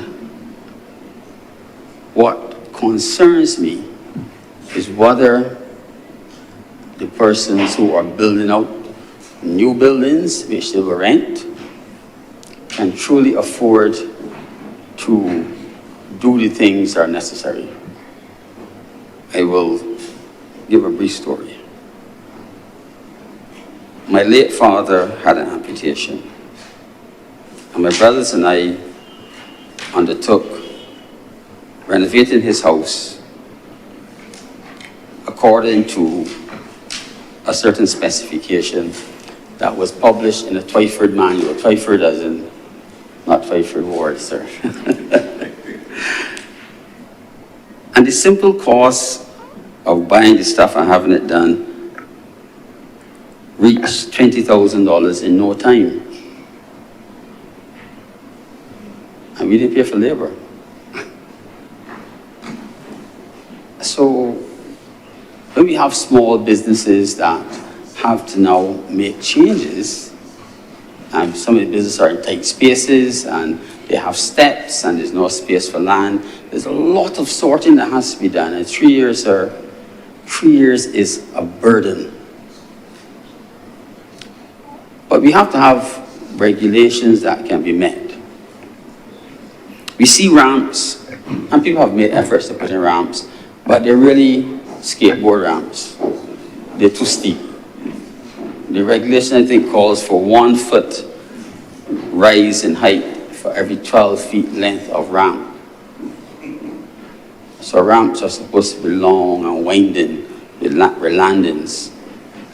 But most of the ramps that we see around, sir, you can safely have a good time with a skateboard. So there needs to be there'll be costs to small businesses, and there needs to be lots of planning, and hopefully the government will provide some incentives. Because if the country is going to move swiftly with this matter, I do not think that the public can do it alone. I do not think the public can do it alone, sir. But sir, this bill is not only about those persons with disabilities, it's about the entire country, the resident population and the visitors, because it calls on all of us to now open our eyes if they've been closed, look with more detail if they've already been opened, and do the right things. And the things that we do to improve the situation, sir, does not have to be big things. It means that myself and my colleagues, myself first and my colleagues who get paid to work, who can correct some of the disabilities, need to come to work and do it. It means that the government, sir, needs to come up with programs that are probably going to be low-cost programs that can help people. Sir, about 10 years ago, the Food and Drug Administration in the USA determined that hearing aids should be available to the public in the same way that you could buy readers. So you might have noticed that if you go into a CVS pharmacies or Walgreens, you can go and pick a hearing aid off the shelf. It will not be the most powerful hearing aid. It will be up to what I call a moderate strength hearing aid. It has made a tremendous difference to the people of the USA. I encourage all elderly folk who come in the public sector and the private sector to get them, because the real cost is about 1/10 of the local cost of a hearing aid. So if we could find a program that will fund such things, sir, it might mean that the persons for whom Senator Paris holds great fear for their safety might not be in such danger anymore. I'm sure the ophthalmologists will have their ideas for solutions, but I believe that some of the persons with existing disabilities could be helped by simple measures, sir. And sir, I wanted to ask and speak about the concept of service animals. We in Barbados, our service animals, as we see them, tend to be guard dogs, not true service animals. This act makes provision in a small way for service animals, not with much detail, so I don't know where the detail is going to come from. But It means that Barbadians therefore would have to rethink how they think about animals in particular spaces. Animals on aircraft, animals in taxis, animals in buses, animals in your rented building. It means we have to really rethink our practices.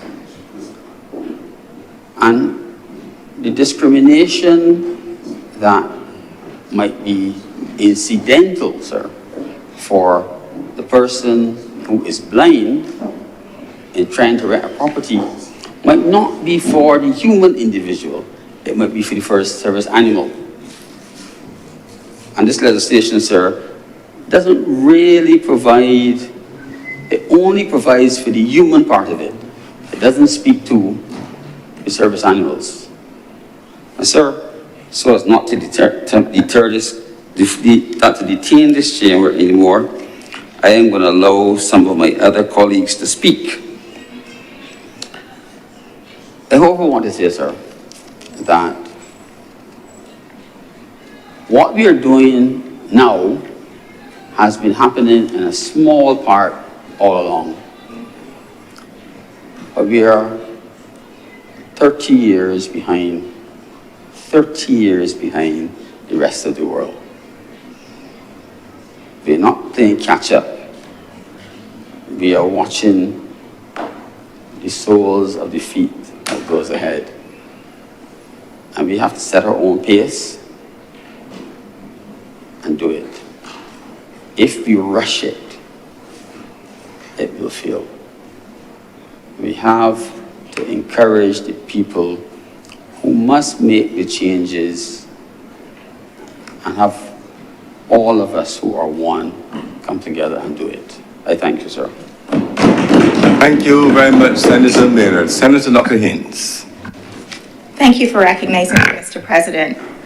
As Senator Andwele Boyce pointed out when he began this morning, it is a good day. I enjoyed reading the report and the bill in preparation for this. And as I listened to contributions, not just in this chamber, but from the other place, one thing that stood out to me was that it felt like almost everyone could relate to the bill because of personal experience. Everyone has someone who was touched by disability in some form.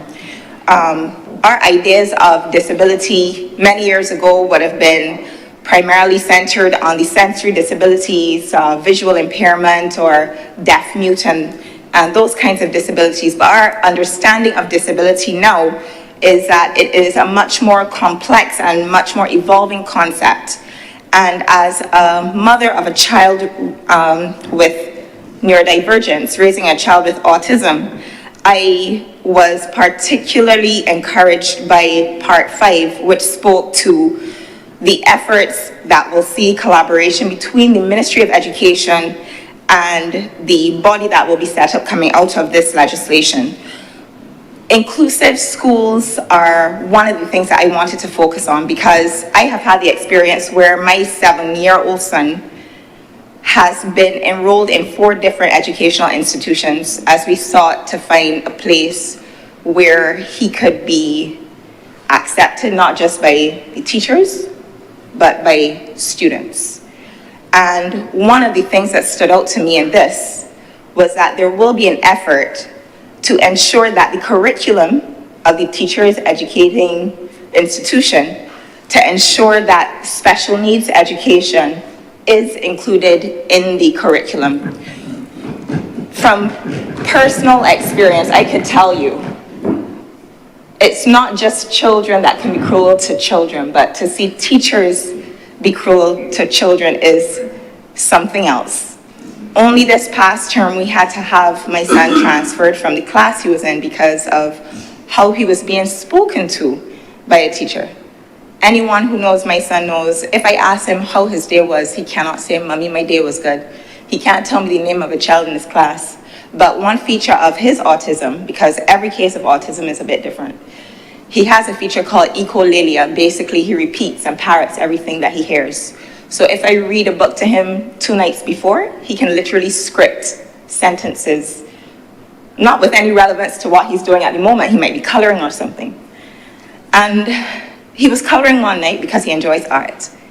And he came home saying, just randomly, "You are so annoying."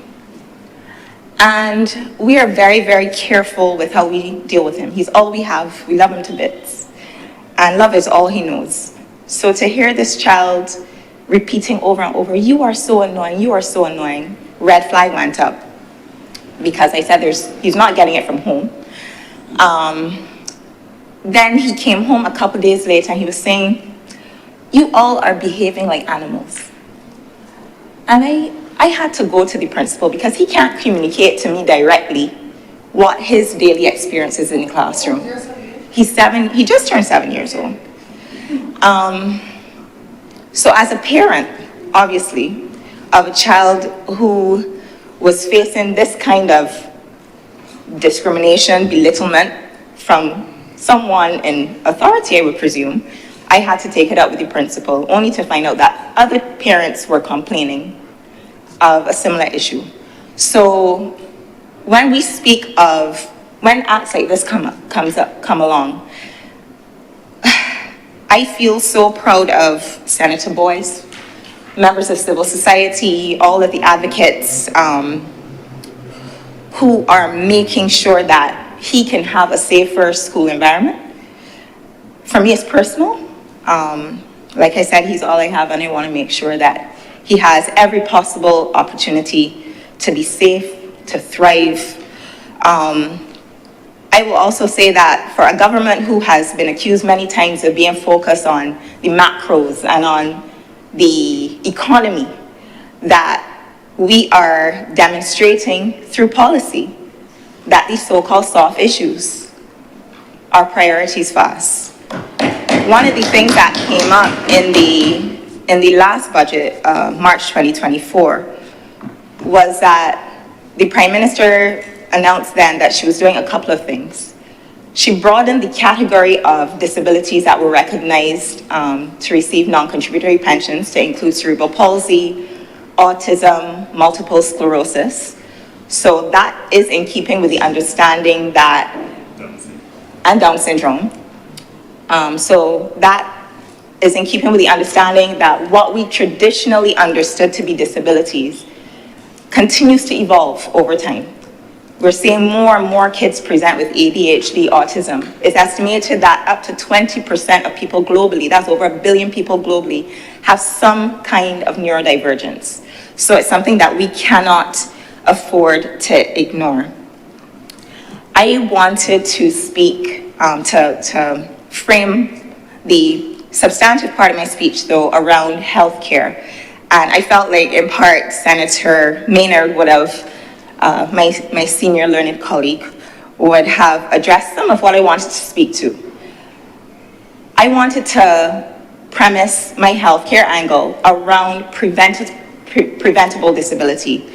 Just because, obviously we have the traditional understanding of congenital blindness and cerebral palsy and these kinds of issues. But there is a particular cadre of conditions that in large part are preventable because the complications of these lifestyle-related conditions can cause visual impairment, can cause mobility issues.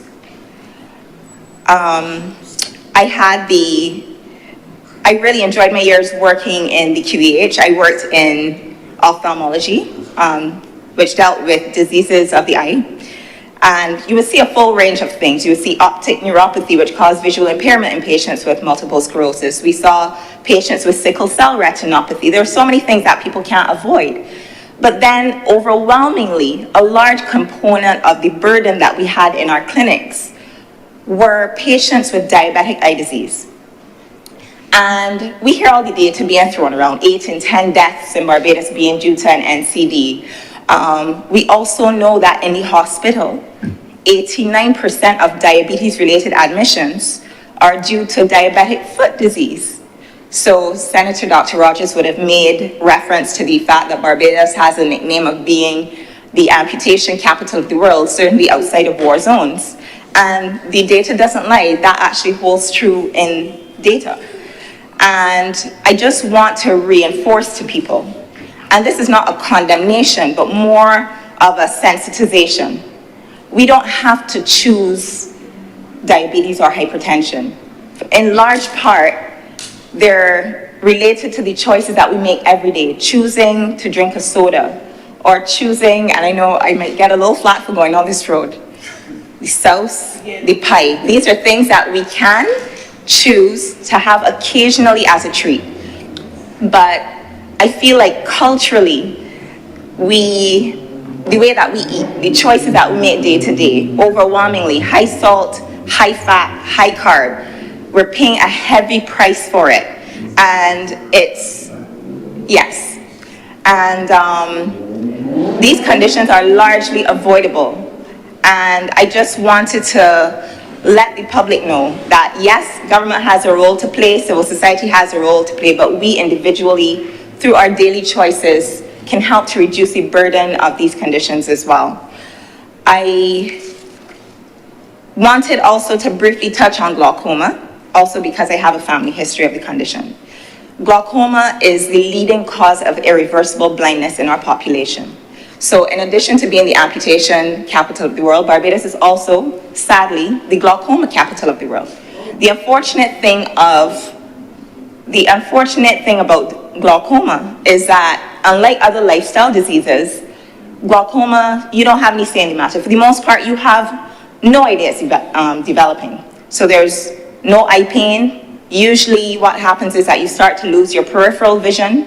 So it could be developing for many, many years before you even notice that it's causing an issue. So I wanted to take this opportunity as a person who previously worked in the eye department to let Barbadians know, because we have this overwhelming prevalence of glaucoma in our population, that from age 40, most of us, particularly if you have a family history, should be seeing your eye specialist and getting your eye pressures checked and getting your optic nerve checked as well. So we've all spoken extensively. I just wanted to make a few brief points from a healthcare angle on this, and particularly to drive home the fact that NCDs, largely avoidable diseases, are also contributing overwhelmingly to our disabilities burden.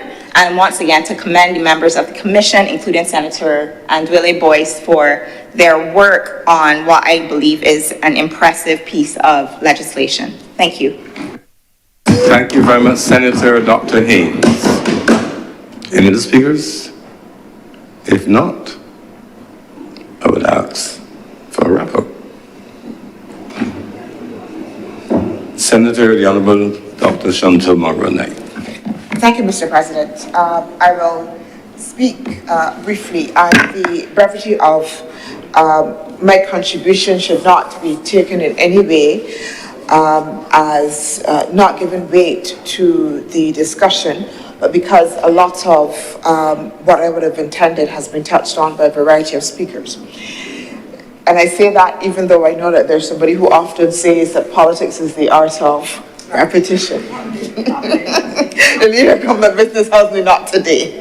Not today. Mr. President, but even as I say that, though, I do want to perhaps just reiterate the point that's been made by several speakers, that as much as we have this piece of legislation, and as much as this legislation recognizes the need for us to make sure that we ensure the rights of persons with disability through having a full continuum of changes throughout the entire ecosystem, including education, housing, the infrastructure, that really and truly what will lead to the fundamental change that we need is a change to hearts and minds.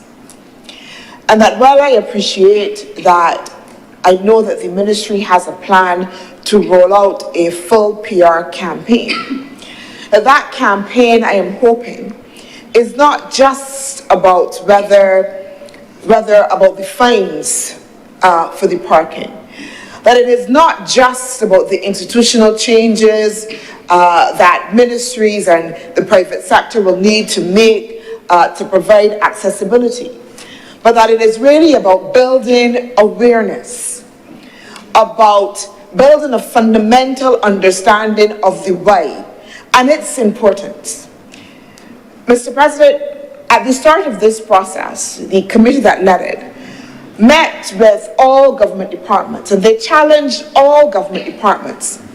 They didn't just come to us and say, this is what we intend to do, but they challenged us to actually come back to them and say how we will change fundamentally the way how the ministry was operating to meet the needs of persons with disabilities. And at that moment, I recognized that even though it seemed obvious that I had to step back as a minister with some responsibility and ask, if it is so obvious that this is what we need to do, why haven't we done it before? And the fundamental response that I had to contend with is that it wasn't so much about direction, but it was about hearts and minds.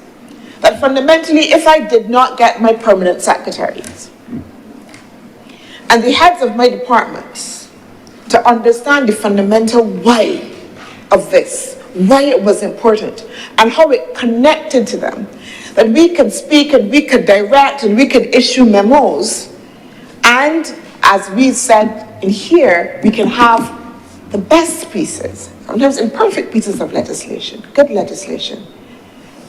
It's never implemented, but because we haven't won hearts and minds.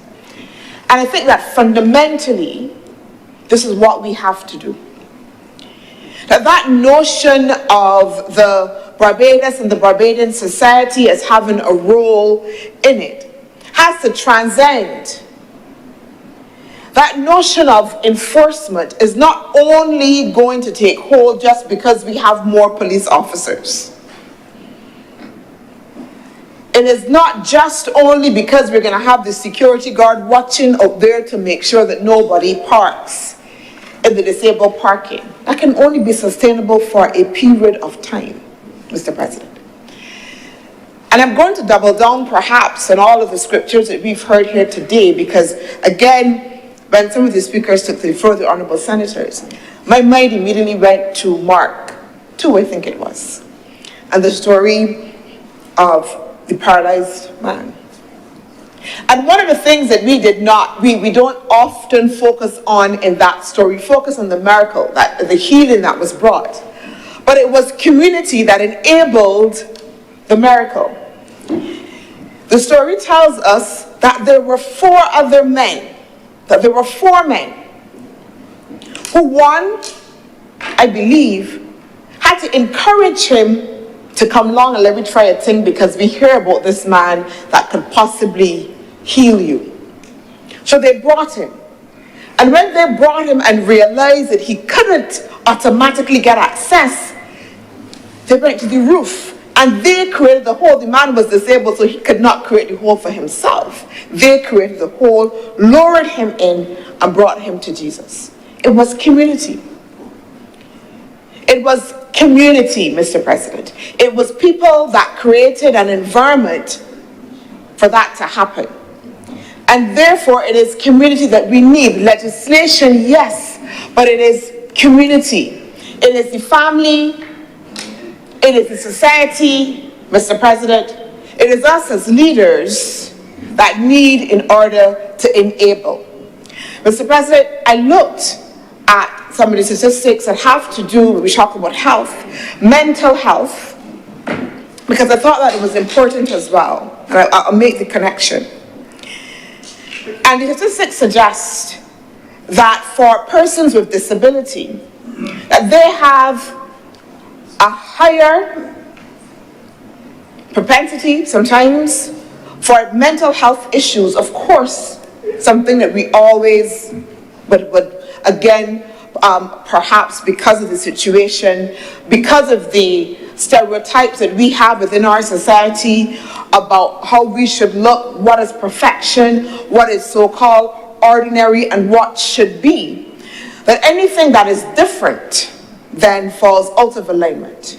And therefore we either seek to ignore it, discriminate against it, laugh at it,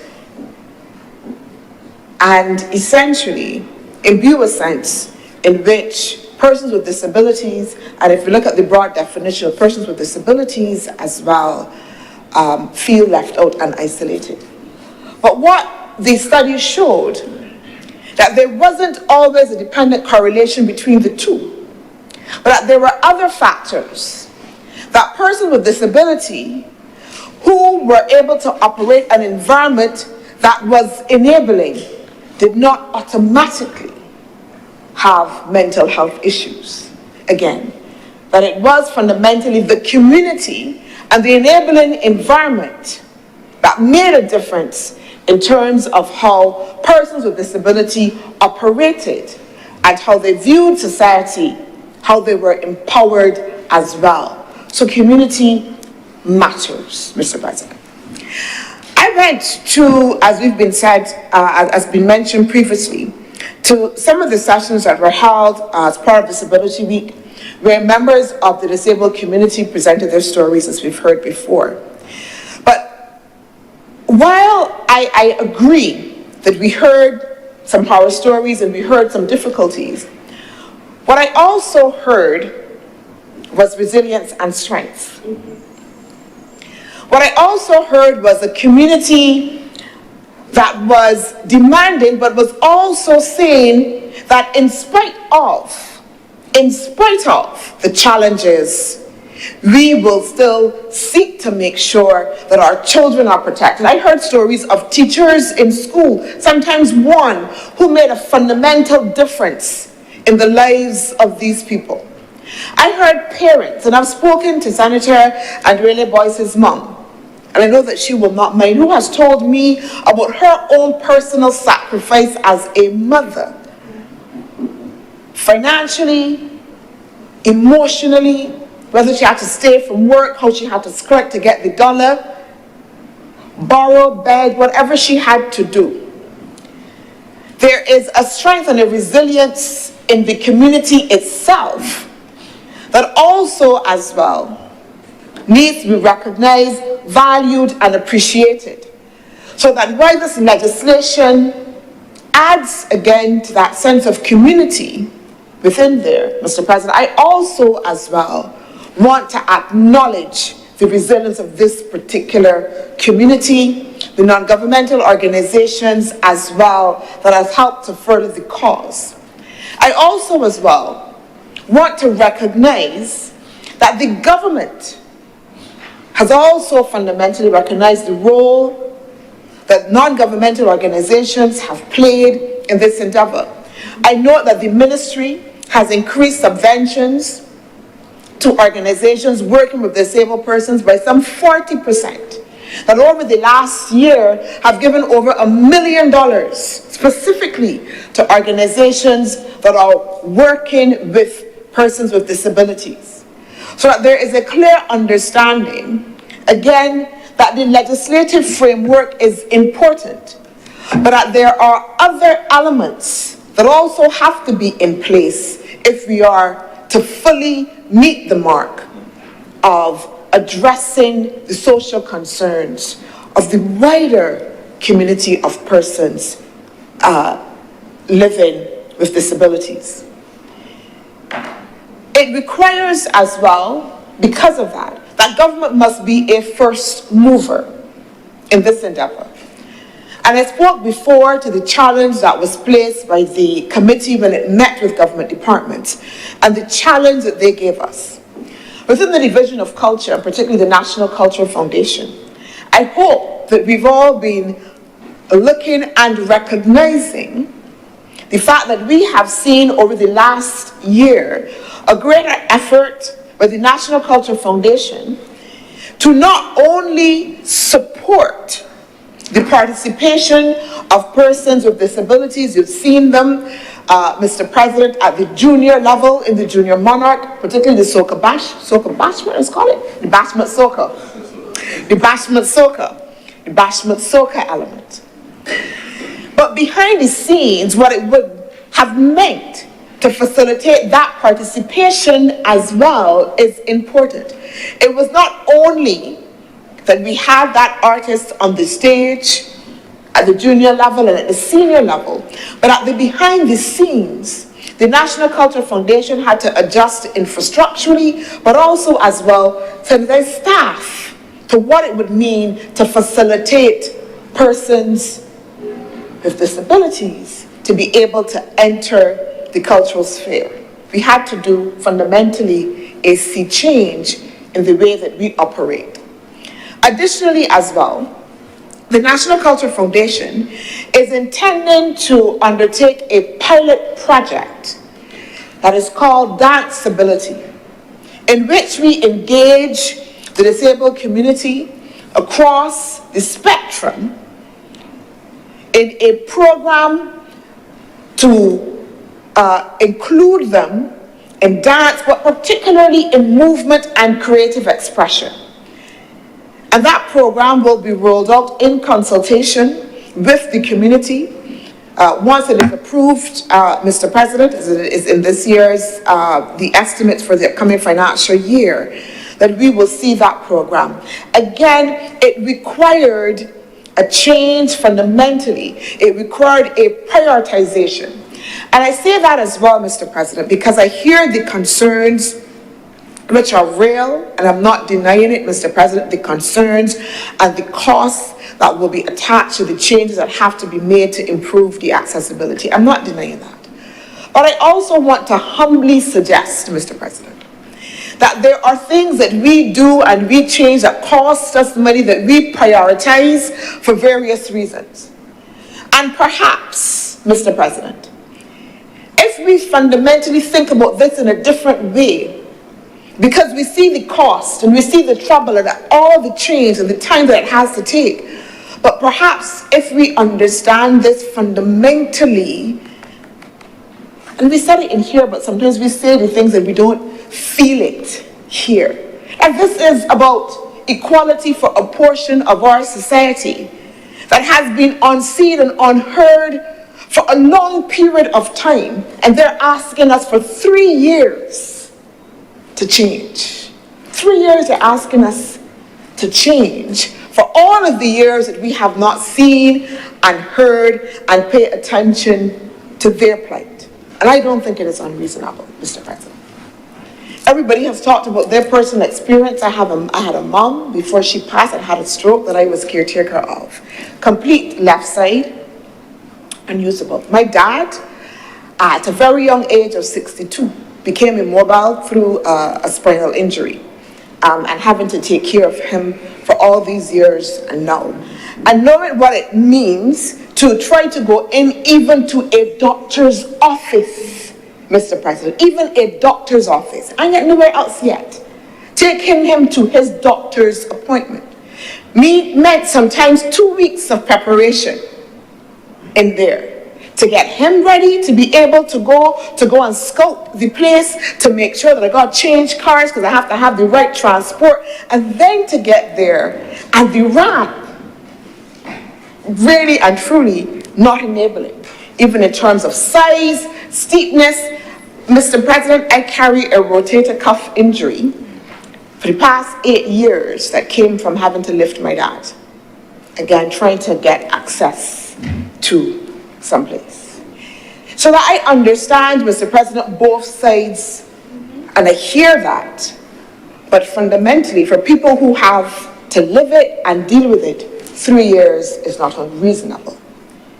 Again, because we also have to step back and look at those who are living it every single day. I want to say as well that the government recognizes its own commitment. And I believe that the 3 years is an aspirational signal, and it is a signal also as well of government's priority of the importance of this. The government, I know, and we will see it again in the estimates, is already asking the ministry to make sure that it has funds there to undertake the audits of all of the government buildings and facilities to make sure that they are up to scratch and to look and see where we have deficits and where those are, to make sure that the money is there in order to be able to correct, Mr. President. And that is a signal, as I said, because government has to be the first mover in this, to be able to send the signals for the society, for the community, in order to facilitate the level of enablement, Mr. President, that is needed. A final point I want to make as well, and two areas that perhaps haven't been touched as yet. In Clause 80 of the bill, there is mention of a fund that is supposed to be established. And that fund is to be established to facilitate, one, again, for the committee that will manage the fund to be able to invest, but also as well to receive funds from the diaspora and from Barbadians who want to be able to contribute. Mr. President, again, the call to community. Every one of us in this chamber will speak eloquently about how much we support the bill and support the community. But the establishment of that fund also places a responsibility on us, hopefully, to contribute as well, practically. It makes provision, yes, that government will put resources in it, but it makes space for community as well, for people, locals, and those in the diaspora to also as well contribute. Mr. President, under the 1,000 Family, One Family program that we have, there was also a call for Barbadians to support those families, a call that I know, Mr. President, is undersubscribed. And that is also interesting as well, Mr. President, because the duty of care that we have for one another has to be expressed tangibly. The four men took him from home, brought him, created a hole, and made sure that he got to where he needs to. That there is a responsibility on all of us, very practically, not only to come in here, speak to legislation, criticize the parts, talk about the challenges, but also as well to tangibly contribute, Mr. President. I know that under the Ministry of Labour, Social Security and the Third Sector, that government will soon be launching a philanthropic portal that would allow us to be able to collect contributions from the diaspora, from people who may want to be able to contribute. In some developed societies, it is those individual philanthropic contributions that even outweigh government investment in social causes. And while we have not gotten there as a society as yet, Mr. President, causes such as this should challenge us as individuals if we are true to that notion of wanting to move past just growth, but inclusive growth, and what that means for marginalized communities. Then again, it places a responsibility on us to be able to contribute. So I am hoping through this call, Mr. President, that we will have Barbadians here locally and in the diaspora that would want to be able to come alongside government and contribute tangibly, because what we need to do in order to address this deficit perhaps will outweigh available resources in the short term. But for the long-term sustainability of the effort, again, we must come as community. Finally, Mr. President, in Clause 83, and it was a clause that I looked at, it was about access to justice for persons with disability. And while the legislation, as comprehensive as it is, makes provision for a number of things, I was very pleased that it spoke to this notion of access to justice for persons with disability. Because again, very often, again, we speak to the education, we speak to, again, all those issues of accessibility and all of that. But what happens when people are denied and can't access justice in a democratic society? And access it, one, just in terms of the physical ability to access it, the quickness of the process given particular circumstances in order to reach a resolution. And so that section on access to justice, I hold up, again, as being fundamental to helping us bridge the gap that we have, or that we are seeking to address in the context of social equity, the context of social justice, again, for persons with disabilities, because this is fundamental. If those of us who are perceived as able-bodied within the society have issues with accessing the judicial process and accessing justice, more so persons with disability, and the extent to which we ensure that that is also front of mind, and that we right-size our justice system to again give priority and to have a forethought, Mr. President, also sends a strong signal about the kind of country and place that we are. That's the final, very final thought, Mr. President. And it was something that Senator Blackman said as well, about this notion about the quality of life and about development. And it is interesting when you look at the statistics, there's actually a quality of life measure. And people are using the quality of life measure even more so the human development measure. And it is noted that there are a few countries that rank high on three things. One, in terms of economic growth, high human development, but also quality of life. Countries like Sweden, for instance. And if we take Sweden and we know anything about Sweden, we would know that they have innovative social policies, Mr. President, that again are inclusive and that have gone much further than most countries in terms of addressing far-reaching social implications and dealing with the needs of vulnerable and marginalized groups, even elderly, aging in place, policies which are important. And Mr. President, I believe that this legislation, this issue, and how we address it fundamentally is perhaps what will be most remembered, because there will be moments of when our economic growth will trend upward and downward, when we can speak about it in superlatives as we can now. But our societies, as they develop and as they grow, will be judged on the level of social cohesion, Mr. President. The level of social cohesion, the extent to which we are able to bring those that are left out into the inclusive fold that we need in order to build the kind of society that will allow us to have the growth that we need. It is the inclusiveness of the society. It is when all facets of the society are working together and feel that they can have a fair share that development works better, that growth is produced better, Mr. President. If we take a look at all of the history and the best practices of those countries that we hold up, we will see that trajectory.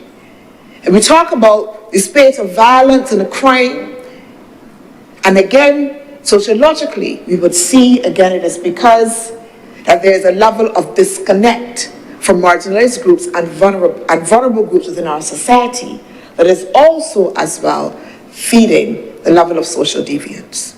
So this legislation fundamentally is about how we as Barbadians treat to the marginalized and the vulnerable within our societies. With those few words, Mr. President, I thank you and I commend this legislation.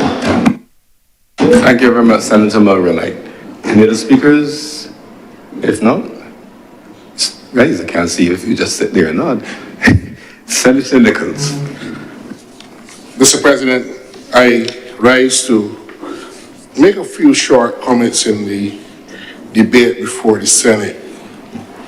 I have had the honor and privilege to be in this chamber when we have passed landmark pieces of legislation.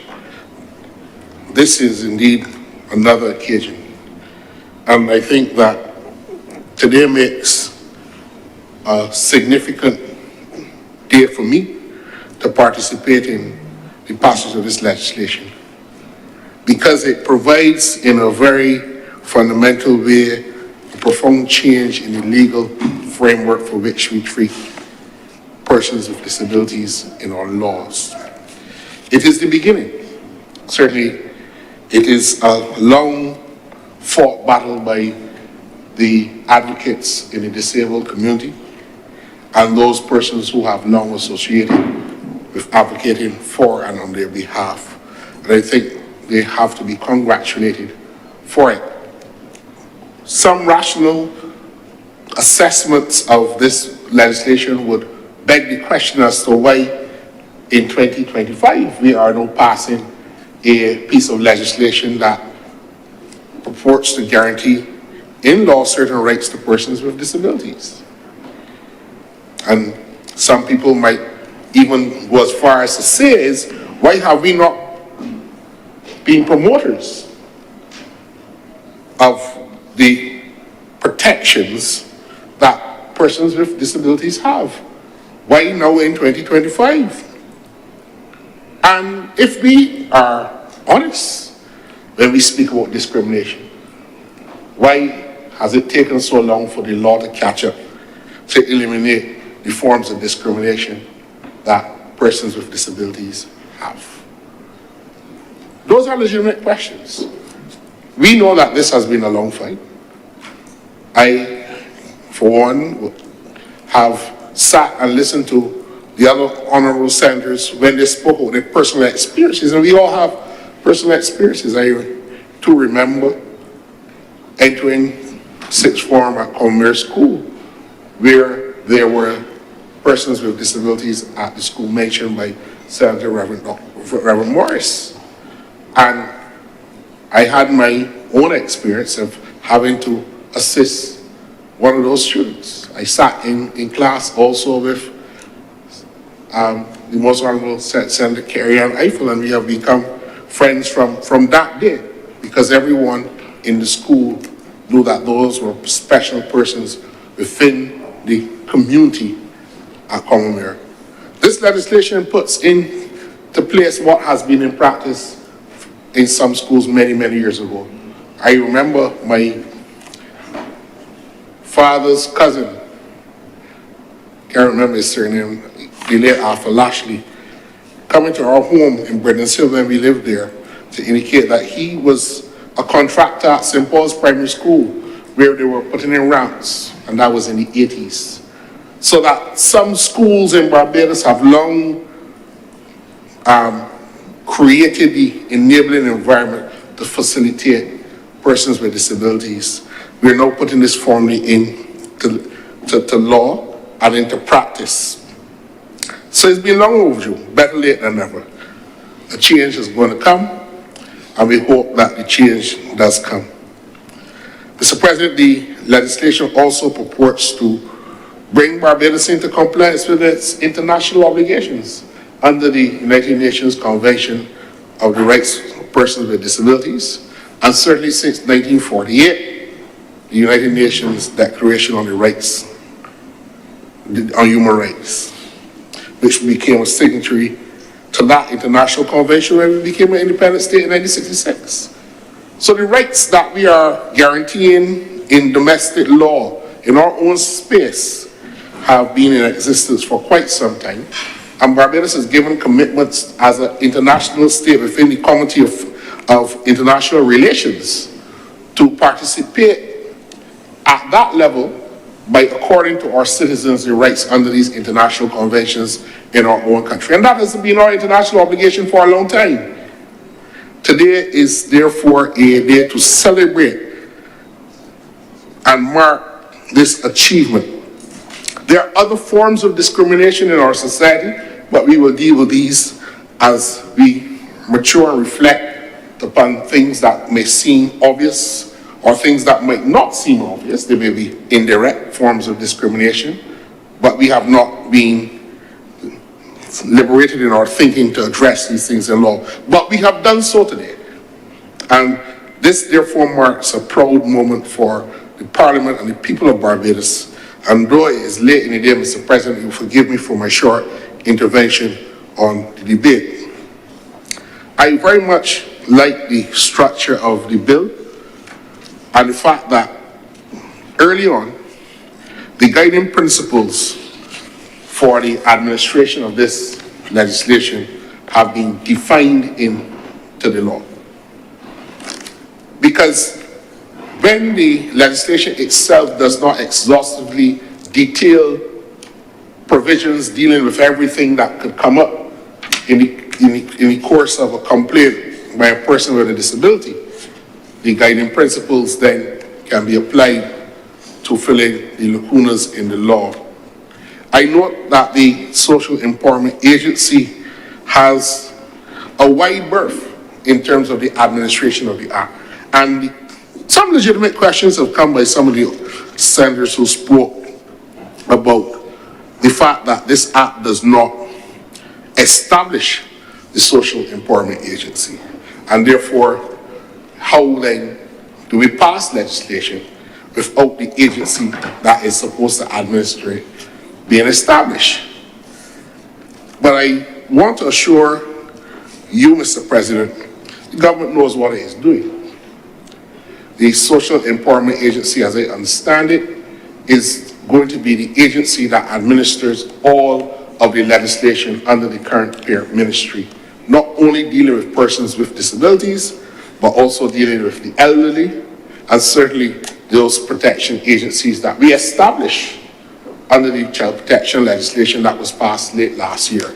So that the agency itself is not only going to be dealing with members of the disabled community, but the agency will have the administration of all of the other aspects of the ministries, things under the ministry's remit.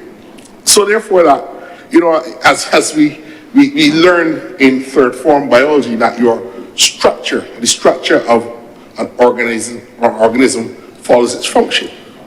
We can build the organism or the institution before we understand what all of its functions are. And that is, as I understand, is a work in progress and not a work promise, but a work currently in progress, and very shortly the full suite of legislation coming to establish the Social Empowerment Agency with all of its remit going outside of the disability community and other areas will be laid before Parliament as part of this government's pledge to make sure that Barbadians have a responsive government. And when I say government, I'm not talking about the political administration, but in terms of what people have to face on a day-to-day. Mr. President, you will recall that when I made my return to the Senate almost now 3 years ago, I began my contribution in that debate by referring to the notion or the concept of the good society. I have always been intrigued by that when I heard a speech given by Sir Louis Tell in I think it may have been the 1999 campaign, but about the good society. And certainly he has impressed upon my mind. We have to uphold the tenets of the good society. And certainly the rule of law is an important tenet of the good society. The law, as I always repeat, cannot rule if it can't protect. This Act has done the right thing by establishing a broad framework for the recognition, protection, and enforcement of rights according to persons with disabilities. I have done my own research, Mr. President, because at one stage we were told you cannot call persons with disabilities the disabled. They were supposed to be called differently here. I inquired as to why from a number of sources, and suffice to say that persons with disabilities recognize that that is what those in the community who suffer with disabilities are in fact facing. They have a disability. They are not differently able, and that may have been a term that have been coined, not by that community, but by persons who felt that saying that they were disabled was in fact being insulting. But when we get down to brass tacks, that is what they are. The legislation defines it in a very simple way, and I think we can accept that having a disability does not render you a useless person in the society, but it creates a framework now for the society to recognize that you have an intrinsic value as a human being, like we all should have and enjoy. Mr. President,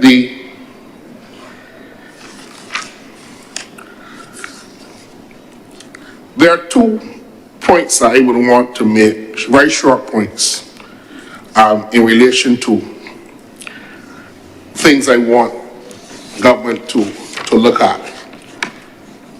And this is not a situation where I'm saying it's bad drafting. No bill purporting to do what this is intended to do can ever be perfect in all its parts. The drafters of this legislation have done an excellent job in capturing a policy framework put together by a wide community of practitioners and persons in the field. And I don't agree that there are drafting errors that would cause an embarrassment, confusion in interpretation or application of the law when it is passed. That is not my assessment. Certainly, I do have sympathy for anyone who does research in law. Anybody engaged in legal research, particularly in Barbados, would have difficulty in keeping abreast with the very, very many amendments to all of the legislation that is passed by Parliament. You have to know where to look. And some senators complain that the road traffic amendment that is being triggered by the passage of this bill, the section 88A, cannot be found in Cap 295. But that is not a fault of the persons who did their research. It is a fault in the way in which we put together all of the amendments to the legislation and the speed, or I should say the lack of speed, in which we ensure that once a bill is amended, that the amendments are put holistically back into the legislation so that the legislation can be read in one place and not having to go and look for 4 or 5 amendments. A lawyer would probably go and get their hands on the consolidated index that is produced by the University of West Indies Law Library. And then you check under Cap 295, and notice I say Cap 295 because I want to make it clear that the word cap, which is a shortened abbreviation for the word chapter, is not a fatal flaw in the legislation. We speak about the UN Declaration of Rights and the UN Convention. That is also an abbreviation. Not saying the word United Nations in the legislation doesn't make it a flaw in its interpretation. But I digress. The section 88A was inserted into the Road Traffic Act, Cap 295, in 2017 on the 29th of November, when the then Parliament, Senator World was here in that Parliament, amended the Road Traffic Act to provide for disabled parking in Section 88. I cannot apologize because it was not of my own manufacture, but I suffered through it, and we hope that at some stage we get the law reform process up to date. I know that they are working in terms of bringing new legislation and updating existing legislation that needs updating. We are in a society that requires the update of laws, and I haven't said anything to trouble you. Senator Malou. I'd like to rise on the point of elucidation, sir. Earlier in my presentation, I mentioned that I was unable to find Section 88A. And since then, the clerk has provided me with the correct way to find it. And I have, in fact, found it on the parliamentary website. And I thank the clerk for doing that. And I stood and rose at this point in time and interrupted the senator to make that point, that I have, in fact, found it with the help of the clerk. Thank you. Thank you very much, Senator Malou. Senator Nichols, please continue. Thank you. Mr. President, I believe Senator Malou would agree with me if I made this plea on his behalf, that we really have to get the process of all of our laws in one place. It boggles the mind why all of it is not necessarily online in one place. And if you want a law, the truth is that you have to go to the government printery. And I am not entirely sure if you were to go to the government printery right now, and you will get all of the amendments. You probably have to call the Clerk of Parliament to double check that the bundle of amendments that they have given you constitute all of the amendments to the existing piece of legislation. You have to go by faith. That, Mr. President, cannot be satisfactory for us who operate here as the lawmakers ourselves. And I dare say that this is something that we really, we keep hearing it all the time, but you have to be able to do your research to make your proper presentations in this place. And it is high time that somebody who has I'm not talking about the cabinet or the minister or anything like that, but really and truly, we have to be able to do better. Have to be able to do better to expect a thorough, robust contribution to these debates, and citizens who are civic-minded, who want to check these things contemporaneously as we debate them. A citizen might want to be able to go on the internet, and we should be able to have an active website that shows all of the amendments on a drop-down box. I mean, the technology is all there, but that has been amended. But Mr. President, there are just two comments that I wanted to make. Section 6. Sorry, before we get there, Section 6 provides for complaints to be made, and the Social Empowerment Agency has to receive and investigate complaints. I welcome this section, and I hope that in all of the new lawyers coming out to the bar over the last 5 years, that they take the time to immerse themselves with this legislation and the learning and jurisprudence from other jurisdictions which have similar types of discrimination legislation for the prevention of discrimination against persons with disabilities, to enrich the work of that social empowerment agency and the tribunal when it has to adjudicate on decisions where there is an act of non-compliance with this bill that we are considering. I like the fact that the agency has to provide assistance with complaints where there's a breach of the act, and also that there is assistance with high court proceedings where there is a decision of the tribunal that has gone against a person with a disability, and the standards by which that assistance has to be rendered, where it is unreasonable to expect that the applicant to deal with the case unaided, or that there's some other special consideration to make it appropriate to provide assistance. That is written in a broad way, Mr. President, to ensure that the decision makers, when they are guarding the public purse and have to make administrative decisions based on resources and capacity and the other interests of persons who might come in aid of the assistance of the agency or of the tribunal, that a reasonable decision is made based on a prescribed standard.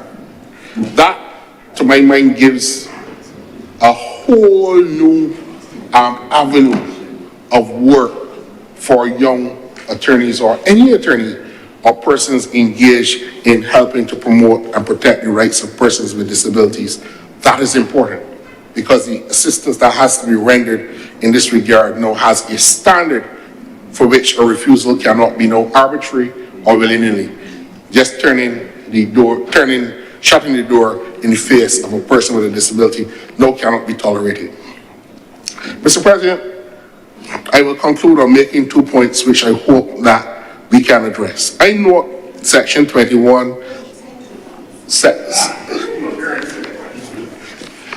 Clause 21 of the bill purports to deal with protection from discrimination. It says a person with a disability is entitled to equal protection and equal benefits of the rights and freedoms under the Constitution of Barbados. That is Section 21, subsection 1. In fact, Section 21 does not have any other subsections, so I'm wondering why it is listed as Section 21.1. I looked at that and I pondered, Mr. President, as to the import of it, because the provisions of the Constitution, which the Constitution it sets out in the Fundamental Rights and Freedoms section, provisions against discrimination. And I dare say that the Constitutional Reform Commission has broadened the scope of the discrimination provision in its recommendations to government, which captures the discrimination against persons with disabilities in a much more specific way. So we have broadened that. But let us assume that it is sufficient in the current Constitution for now. What then would be the purpose of Section 21? Because Clause 21 of the bill. Because when this is passed into law, this only parrots legally that a person should have the rights under the Constitution, but the Constitution is the higher law, and therefore that law already is sets out the rights of persons with disability. I would like to think that in drafting, there is something that has been left out. And I would simply like to add for consideration that this provision in the bill should read, a person with a disability is entitled to equal protection and equal benefits of the rights and freedoms under the Constitution of Barbados and under any other enactment. Because there are rights that are guaranteed under other legislation that may, for example, be prevented to persons with a disability. And therefore, if the intent is to give effect to persons' rights and freedoms, not necessarily all of those rights are constitutional of nature, but might be administrative facilities and benefits that are given to persons under the law, for which provision might necessarily be precluded on the basis that that person is disabled. I give an example, Mr. President. Under the national insurance system, we have this provision in our law which says that where a person who is, particularly those persons who work in the government service or government statutory boards and state-owned enterprises, are ill by way of injury or sickness and are away from work for more than 2 years, that they appear before a medical board and can be medically boarded.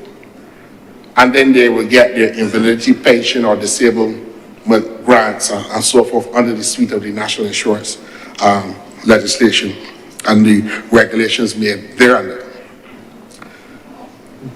I have made a call, Mr. President, for that to be revised.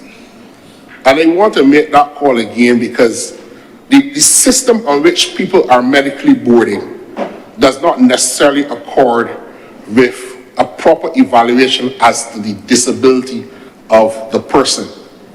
So we have the national insurance legislation treating people as disabled. They will get a disablement grant, or they will be called an invalid where they get invalidity pension. Under the latter, they cannot work, not supposed to work at all. So the NS pays them until they die. If they go and get work, then they have to repay the NIS. So that will really encourage a whole set of people who have some kind of functional capacity, because the clarion call in this bill is that persons with disabilities want to work and are prevented from getting jobs because they are perceived to be deficient by virtue of that disability. But at the same time, we have a national insurance framework which might assess a person as an invalid or a person who is disabled and they cannot work. And I've had the experience where a very senior orthopedic surgeon, given expert evidence in a personal injury case, came to the conclusion, as the court's expert witness, to disagree with the medical evidence that I was tendering on behalf of my client, where the medical board felt that this person was an invalid and could not work, full stop, to say that this assessment by the medical board in their legitimate medical experience did not hold water.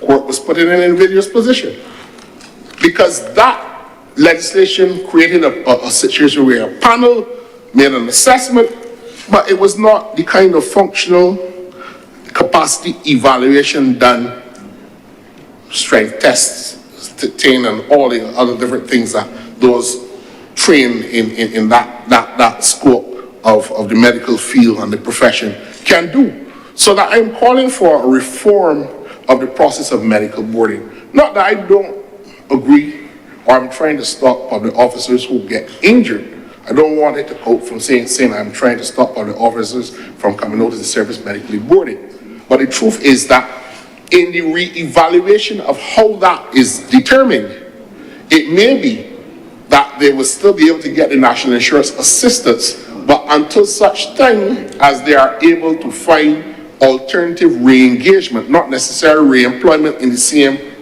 work that they did before, but not that they are rendered an invalid, suffering with the high cost of living in Barbados that we have, on a patient that really cannot meet their day-to-day needs, but really they cannot go and look for work, because if they do, then they will have to pay back national insurance. So I think we need to re-examine that. This is not going to solve all the actuarial problems that have been set out as to why the government had to make the adjustments for the national insurance. It will not. But at the same time, Mr. President, this legislation creates a pathway for persons with disabilities to be able to find work and not to be precluded from seeking work or punished or discriminated against because they are seeking active employment.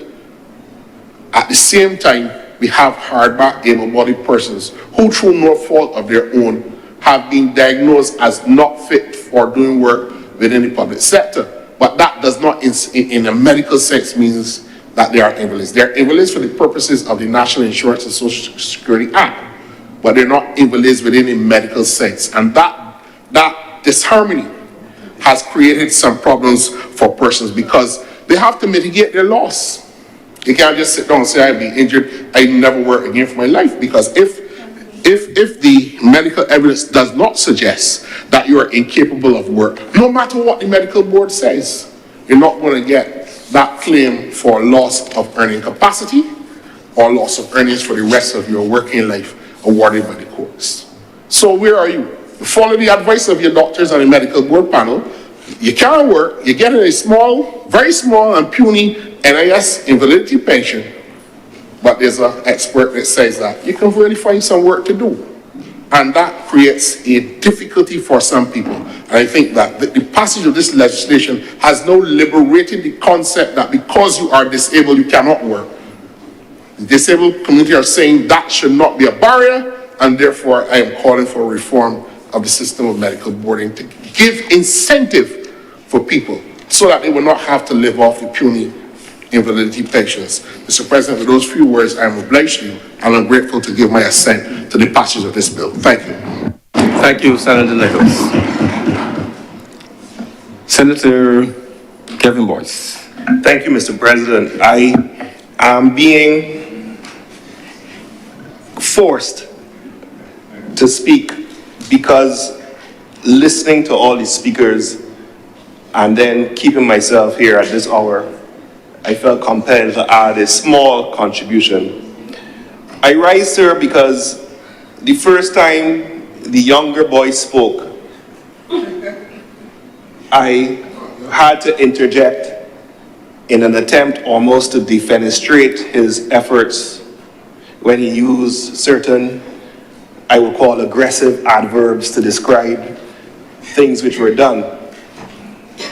It's almost like a batsman who you see come out on the first day, although I'm no cricketing aficionado, and did a series of what you call swipes. But today, sir, even though I'm not part of that side, and we share just the same surname, I was extremely impressed with the contribution made by Senator Boyce. And I think that maybe less focus on him being part of the disabled community and perhaps more focus on an example of what the youth of this nation are capable of should be the topic of the discourse. I was extremely impressed with him and all the other contributors today.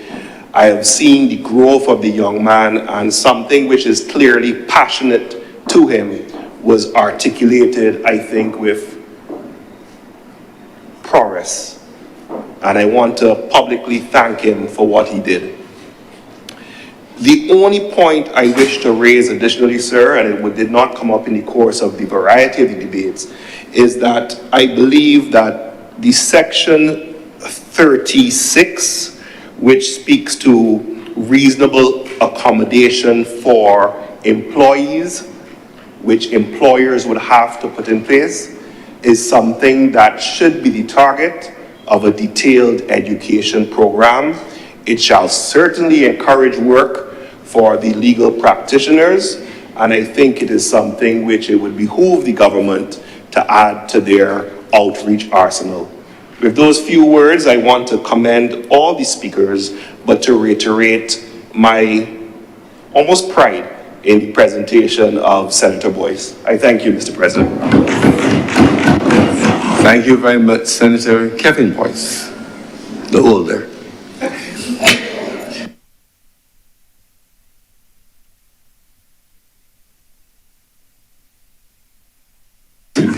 Senator Cummings. Thank you very much, Mr. President. I rise to close out this debate. It has been a rich debate, and it is one of those occasions, Mr. President, where when I started in my opening comments, I spoke about all of us being here for the purpose of service. And it is one of those days where the government side, the opposition, and the majority of the independent commentary also reflected the spirit of the debate. Today was not a day for bombast. It was not a day for politicization. It was not a day for carrying on about anything at all. It was a day where we came and we stood and spoke in the spirit of the debate in support of persons with disabilities as represented in this legislation, not just in what we said, but the tenor of what we said it. And I want to commend my colleague senators who I am referring to in this instance for their presentations today, both in substance and in tenor. Today was very much that day.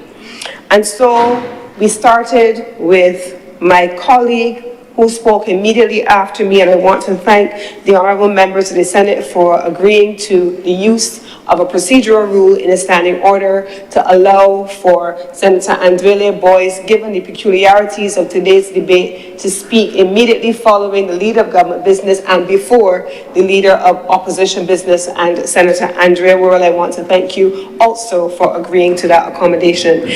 Senator Boyce rose to the occasion. He represented the work of the commission extraordinarily well in person here today, and I want to commend this young man to Barbados as a voice who has stood alongside with others like Edmund Hinkson, Member of Parliament, who is in the other place and who now is in his own right a fierce and a visible advocate for persons living with disabilities in this chamber and outside of it. Coming right behind Senator Older Boys, Senator Andrea Boys, if we were to use the younger boys, was Senator Worrell, and you raised a number of important points that I want to, in particular, the question that you asked about the National Development Fund and how it should be providing funding. I believe it was also answered by Senator Dr. Chantal Monroe-Knight in terms of not just the establishment of the fund, how it is to be capitalized, but also the inclusion of members of the diaspora. And I think that that also would have supplemented what would have been your contribution, which was also very solidly presented today. Senator Malalou raised the point that was raised subsequently by others about the time frame within which the retrofitting of buildings will take place. But I think that aside from the fact that yes, there is an operational component in terms of the time frame, the reality, yes, of persons living with disabilities needing this thing be a priority for all agencies, government, and yes, as Senator Maynard said, it does bind the state. Both the private sector and the public sector are being called to take due cognizance of the persons who need us to make this a priority and to expedite the need for access. Now, I believe that Senator Nichols in his presentation would have outlined the rationale for the absence of the amendment as raised by Senator Malalou. And I think that on more than one occasion, Mr. President, and certainly each one of us in cabinet as ministers and each one of us as legislators, we have repeatedly come here, and I want to urge colleague senators to remember it from one debate to the next. Sometimes, and we've spoken about it before, the amendments are not all consolidated in a single place, and Senator Nichols said that this is not the first time we have experienced it. It is something that we experience each and every time we are dealing with old legislation that has been amended many times. I know I have stood here, for example, and spoken about the Companies Act, which is over 30 years old, and you can't find all of the amendments in one place. And I think that it is important for Senator Nichols to say that, you know, it is a clarion call for us to have the legislation consolidated, but let us be clear that each time it comes up, the answer is still the same. The amendments have not all been consolidated in the same place, and at times, what we experience with this will happen, but it doesn't mean that the legislative amendment does not exist. Now, Senator Paris made an important point as it relates to the sound, and for persons who have an auditory challenge, and the sound of electric vehicles. I think that sometimes we get excited by the fact that, you know, the cars are really so silent, the buses themselves are sometimes so silent, and even for those who are not having auditory challenges, they can be silent. So what then about the safety implications? And that is an important consideration that I believe that between the Ministry of Transport and Barbados Transport Authority and my own ministry, which is responsible for the energy sector and the electricity sector regulation, could potentially come up with a solution along with the Commission. Senator Rogers was theological in his presentation. Thank you. I think that for many of us this week, and I know certainly for Dr. Chantal Monroe-Knight and I, who are as many churches across the nation at the start of a year, who are in fasting and in prayer mode, we very much appreciated your contribution and the theology behind it. I think Senator Monroe-Knight also started to preach to the extent that the president leaned over to me at one point and said, "You can't speak during the sermon." So I want to also express appreciation to Senator Chad Blackman, who in his presentation spoke not just about the legislation, but the legislation as it connects with the economic environment, the commercial environment, the investment attraction environment, and the broader tourism agenda, and the commitment to be a country that facilitates business for all, including persons in the disabled community, and the use of technology that we take for granted, including things like swiping a debit card, putting it into a machine. How do we make sure that Barbados is in fact that disabled-friendly community? That is an important contribution, and I want to acknowledge it here as well. I believe Senator Nichols has responded to the points raised by Senator Monique Tate. Senator Morris also was historical, and I want to express appreciation for his contribution, as will be the case with Senator Chris Maynard and Senator Crystal Haynes. Now, I think Senator Crystal Haynes, in a very personal presentation around her own son Alexander and her experience and how she has been interacting with him in the school environment, is a story that many mothers know all across Barbados. I believe Senator Rogers also spoke about it, but I also want to take the opportunity to recognize several of the mothers and the caretakers out there who have day to day gone to, in their own way, they have to navigate not only what's happening in their own homes, but what's happening in their workplaces, and call on employers to accommodate their members of staff who are caregivers for persons with disabilities. It is not an easy road to walk.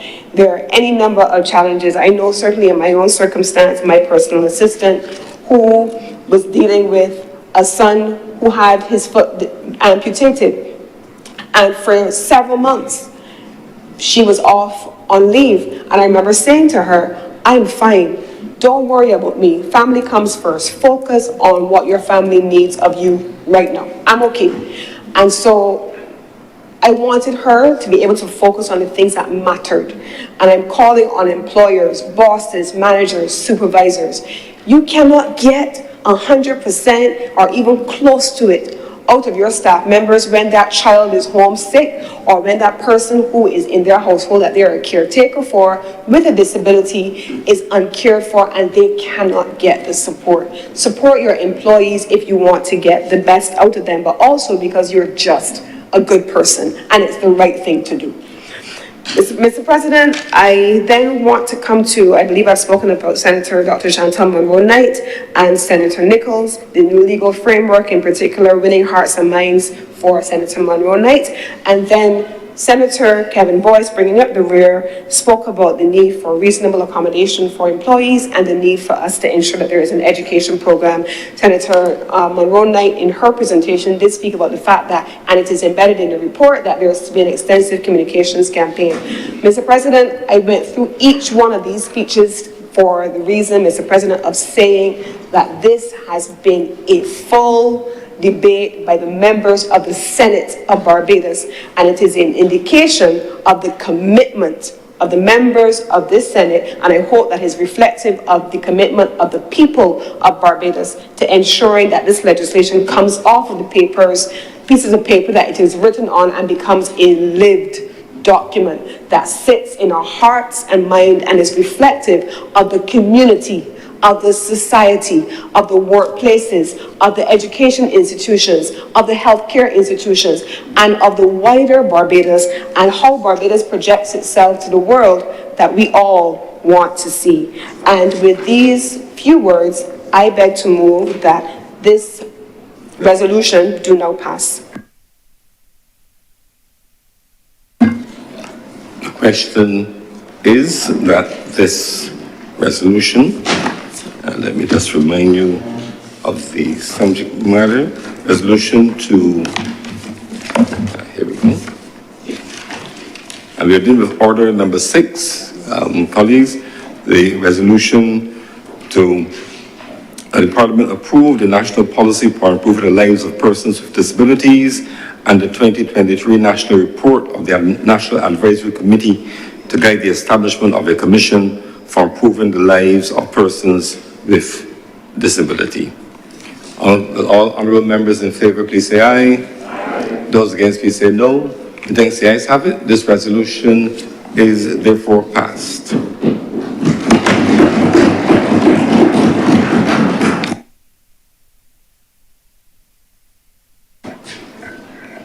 Mr. President, messages from Her Excellency the President, we committees.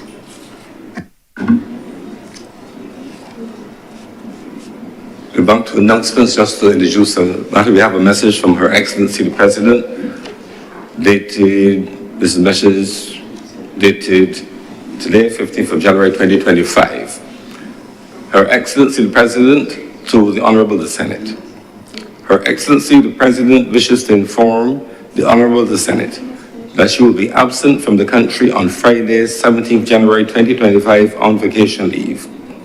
Her Excellency further wishes to inform the Honourable of the Senate that, in accordance with the provisions of Section 33 of the Constitution, the Very Reverend Dr. Jeffrey Douglas Gibson will perform the functions of the Office of President during Her Excellency's absence.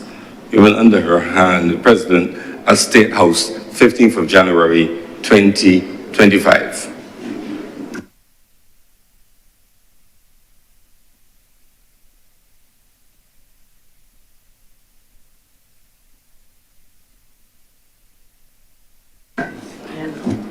Presentation of papers recommitted. Presentation of papers. Senator Cousins. Mr. President, I am commanded to lay the following document, loan contract number 5908 OC/BA between the Government of Barbados and the Inter-American Development Bank, Barbados Climate Resilient South Coast Water Reclamation Project of December 12, 2024.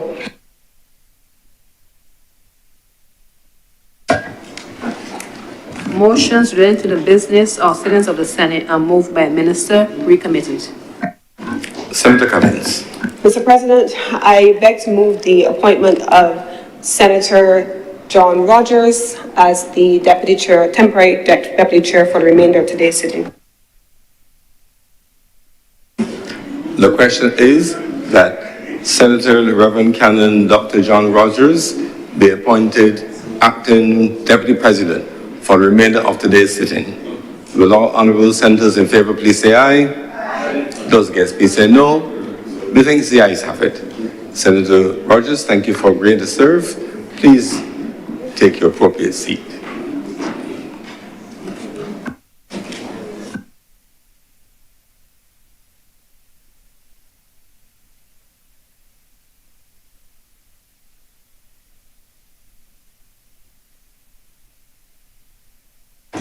Public business reverted. Public business.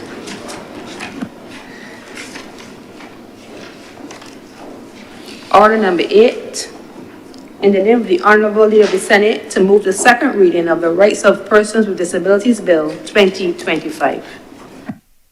Mr. President, I beg to move that Your Honor do not leave the chair.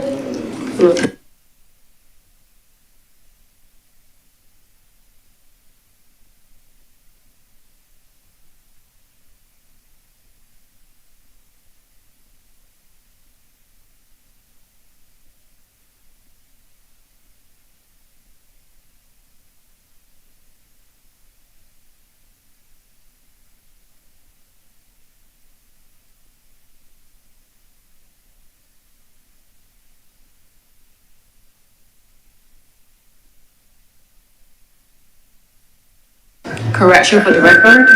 Order number 9, in the name of the Leader of the Senate, to move the second reading of the Road Traffic Amendment Bill 2025. Mr. President, I beg to move that this bill not be read a second time. The question is that this bill be read a second time. Will those honourable senators in favour please say aye? Those against please say no. Methinks the ayes have it. Mr. President, I beg to move that you do not leave the chair and the Senate resolve itself into committee for further deliberation on this bill.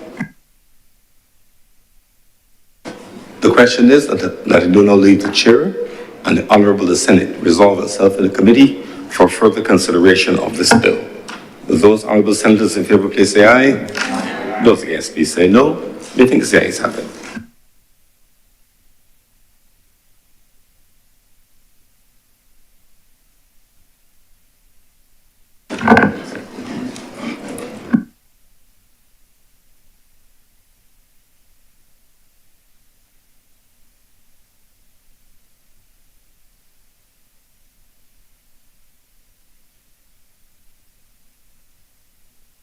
The Senate is now in committee. Clause 1. Mr. Chair, I beg to move that clause 1 do not stand part. The question is that clause 1 do now stand part. All honourable members in favour, please say aye. Those against, please say no.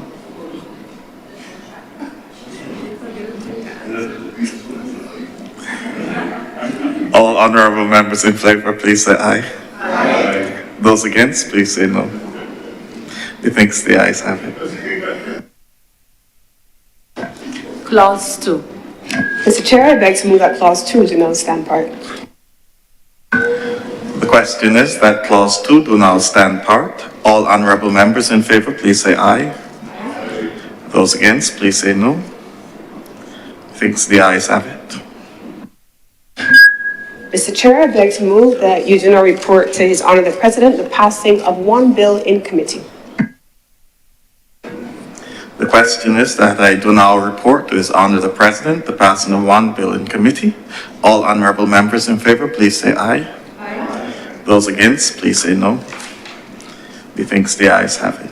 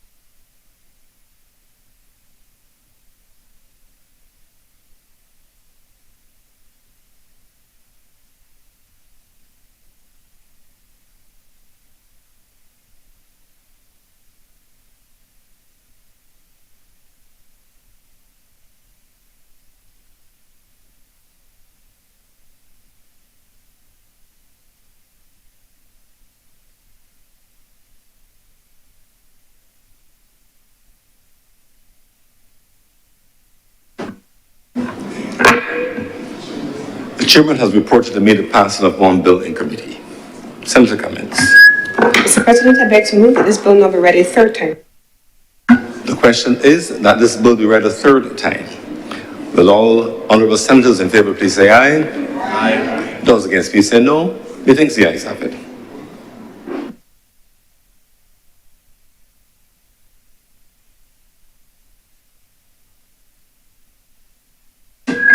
Mr. President, I beg to move that this bill do now pass and be cited as the Road Traffic Amendment Act 2025. The question is that this bill do now pass and be cited as the Road Traffic Amendment Act 2025. Will those honourable senators in favour please say aye? Aye. Those against please say no. You think the ayes have it? This bill is now passed and so cited. Order number 8, in the name of the Honourable Leader of the Senate, to move the second reading of the Rights of Persons with Disabilities Bill 2025. Mr. President, I beg to move that this bill now be read a second time. The question is that this bill be read a second time. Will those honourable senators in favour please say aye? Aye. Those against please say no. Methinks the ayes have it. Mr. President, I beg to move that Your Honour do now leave the chair. The Senate resolve itself into committee for further consideration of this bill. The question is that I do not leave the chair and the Honourable the Senate resolve itself in the committee for further consideration of this bill. Will those honourable senators in favour please say aye? Aye. Those against please say no. Methinks the ayes have it.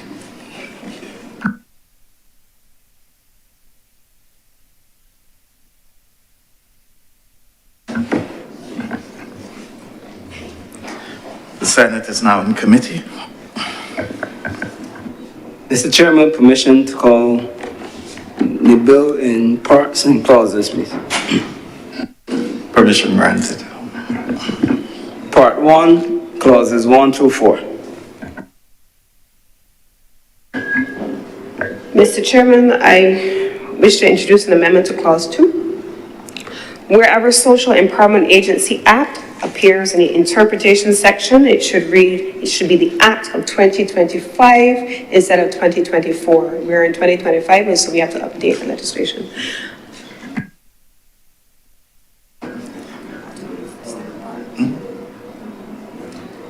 And so with that amendment, Mr. President, I beg to move that Part 1, clauses 1 through 4, do stand part as amended. The question is, Part 1, clauses 1 through 4 do now stand part as amended. Those honourable senators in favour, please say aye. Aye. Those against, please say no. Methinks the ayes have it. Part 2, clauses 5 through 12. Mr. Chairman, I beg to move that Part 2, clauses 5 through 12 do now stand part. The question is that Part 2, clauses 5 through 12 do now stand part. Those honourable senators in favour, please say aye. Aye. Those against, please say no. Methinks the ayes have it. Part 3, clauses 13 through 20. Mr. Chairman, I beg to move an amendment to clauses 13(1) as made by an honourable senator, recommendation, and to delete the words "the" and Barbados, appearing immediately before the words "disability tribunal." This is with regard to Article 13(1) and Disabilities Rights Tribunal. And so with this amendment, I beg to move that section 3, clauses 13 through 20 do now stand part. The question is that Part 3, clauses 13 through to 20 as amended do now stand part. All honourable senators in favour, please say aye. Aye. Those against, please say no. Methinks the ayes have it. Part 4, clauses 21 through 26. Mr. Chairman, I beg to move that Part 4, clauses 21 through 26 do now stand part. The question is that Part 4, clauses 21 through to 26 do now stand part. Those honourable senators in favour, please say aye. Aye. Those against, please say no. Methinks the ayes have it. Part 5, clauses 27 through 34. Mr. Chairman, I beg to move that Part 5, clauses 27 through 34 do now stand part. The question is that Part 5, clauses 27 through 34 do now stand part. Those honourable senators in favour, please say aye. Aye. Those against, please say no. Methinks the ayes have it. Part 6, clauses 35 through 46. Mr. Chairman, I beg to move that Part 6, clauses 35 through 46 do now stand part. The question is that Part 6, clauses 35 through 46 do now stand part. Those honourable senators in favour, please say aye. Aye. Those against, please say no. Methinks the ayes have it. Part 7, clauses 47 through 52. Mr. Chairman, I beg to move that Part 7, clauses 47 through 52 do now stand part. The question is that Part 7, clauses 47 through to 52 do now stand part. Those honourable senators in favour, please say aye. Aye. Those against, please say no. Methinks the ayes have it. Part 8, clauses 53 through 55. Mr. Chairman, I beg to move that Part 8, clauses 53 to 55 do now stand part.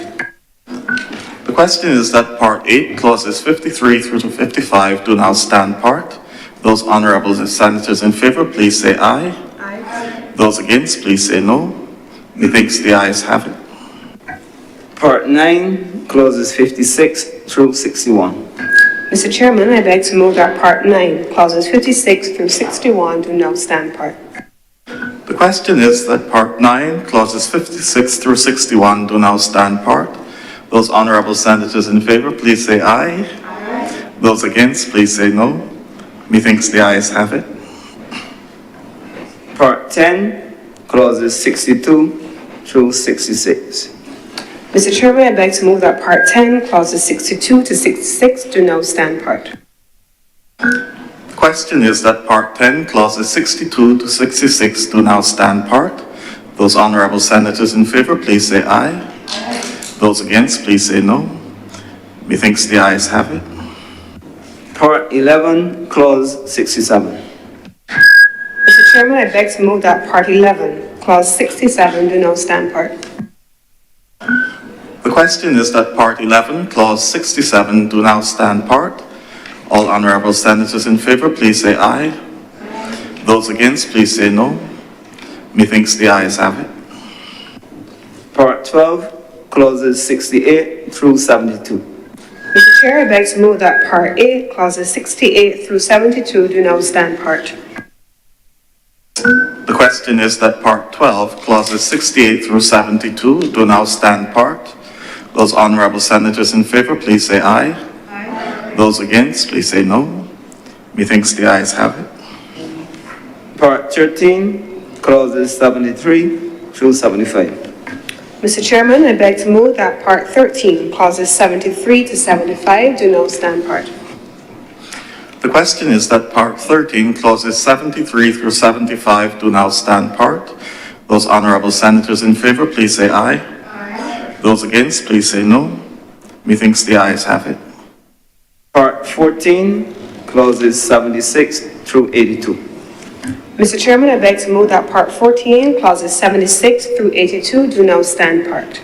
The question is that Part 14, clauses 76 through 82 do now stand part. Those honourable senators in favour, please say aye. Aye. Those against, please say no. Methinks the ayes have it. Part 15, clauses 83 and 84. Mr. Chairman, I beg to move that Part 15, Section 83 and 84 do now stand part. The question is that Part 15, clauses 83 and 84 do now stand part. Those honourable senators in favour, please say aye. Aye. Those against, please say no. Methinks the ayes have it. Part 16, clauses 85 through 91. Mr. Chairman, I beg to move that Part 16, clauses 85 through 91 do now stand part. The question is that Part 16, clauses 85 through 91 do now stand part. Those honourable senators in favour, please say aye. Aye. Those against, please say no. Methinks the ayes have it. Schedule. Mr. Chairman, I beg to move that the schedule be the schedule to the bill. The question is that the schedule be the schedule to the bill. Those honourable senators in favour, please say aye. Aye. Those against, please say no. Methinks the ayes have it. Mr. Chairman, I beg to move that you do not report to His Honour the President the passing of one bill in committee. The question is that I do now report to His Honour the President the passing of one bill in committee with amendments. Those honourable senators in favour, please say aye. Aye. Those against, please say no. Methinks the ayes have it.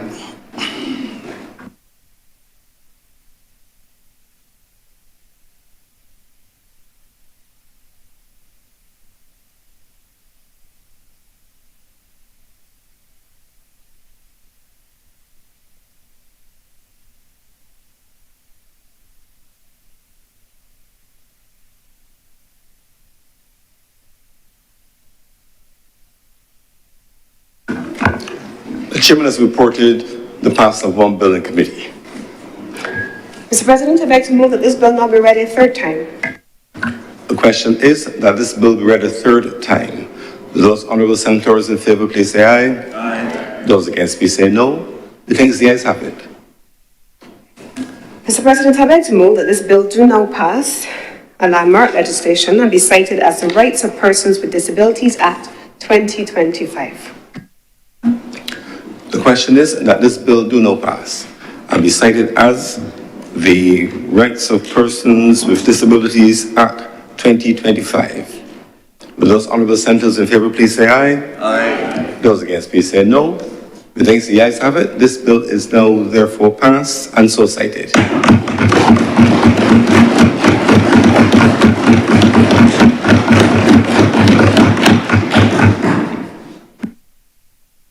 Senator Cummins.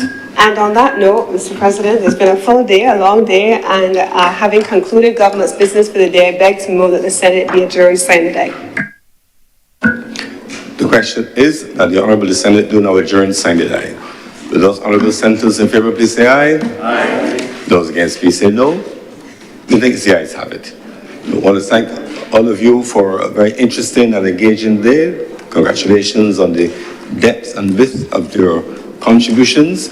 Special thanks to our, I was going to say, the two recognized priests and several others who have theological inclinations but have not been given the appropriate license to practice the craft. But it was a very interesting and enlightening day, and I thank you for your wonderful service and contributions to our deliberations, and congratulations on the passage of this legislation. And my thanks to the members of the committee, and Senator Andrea Boyce, please convey my the thanks of the chamber, really, to your colleagues on the committee for the wonderful work which has been that we are policy makers, but we don't necessarily design the policy. The policy really comes from the people and filter through experts, and there's a dialectical process, and we give the sign off at the end of the day. But very often it wouldn't get to this point unless there are inputs from experts and the people. And I really salute them as well in getting us to this happy position. So I wish you all well until we meet again. Thank you. This sitting is adjourned.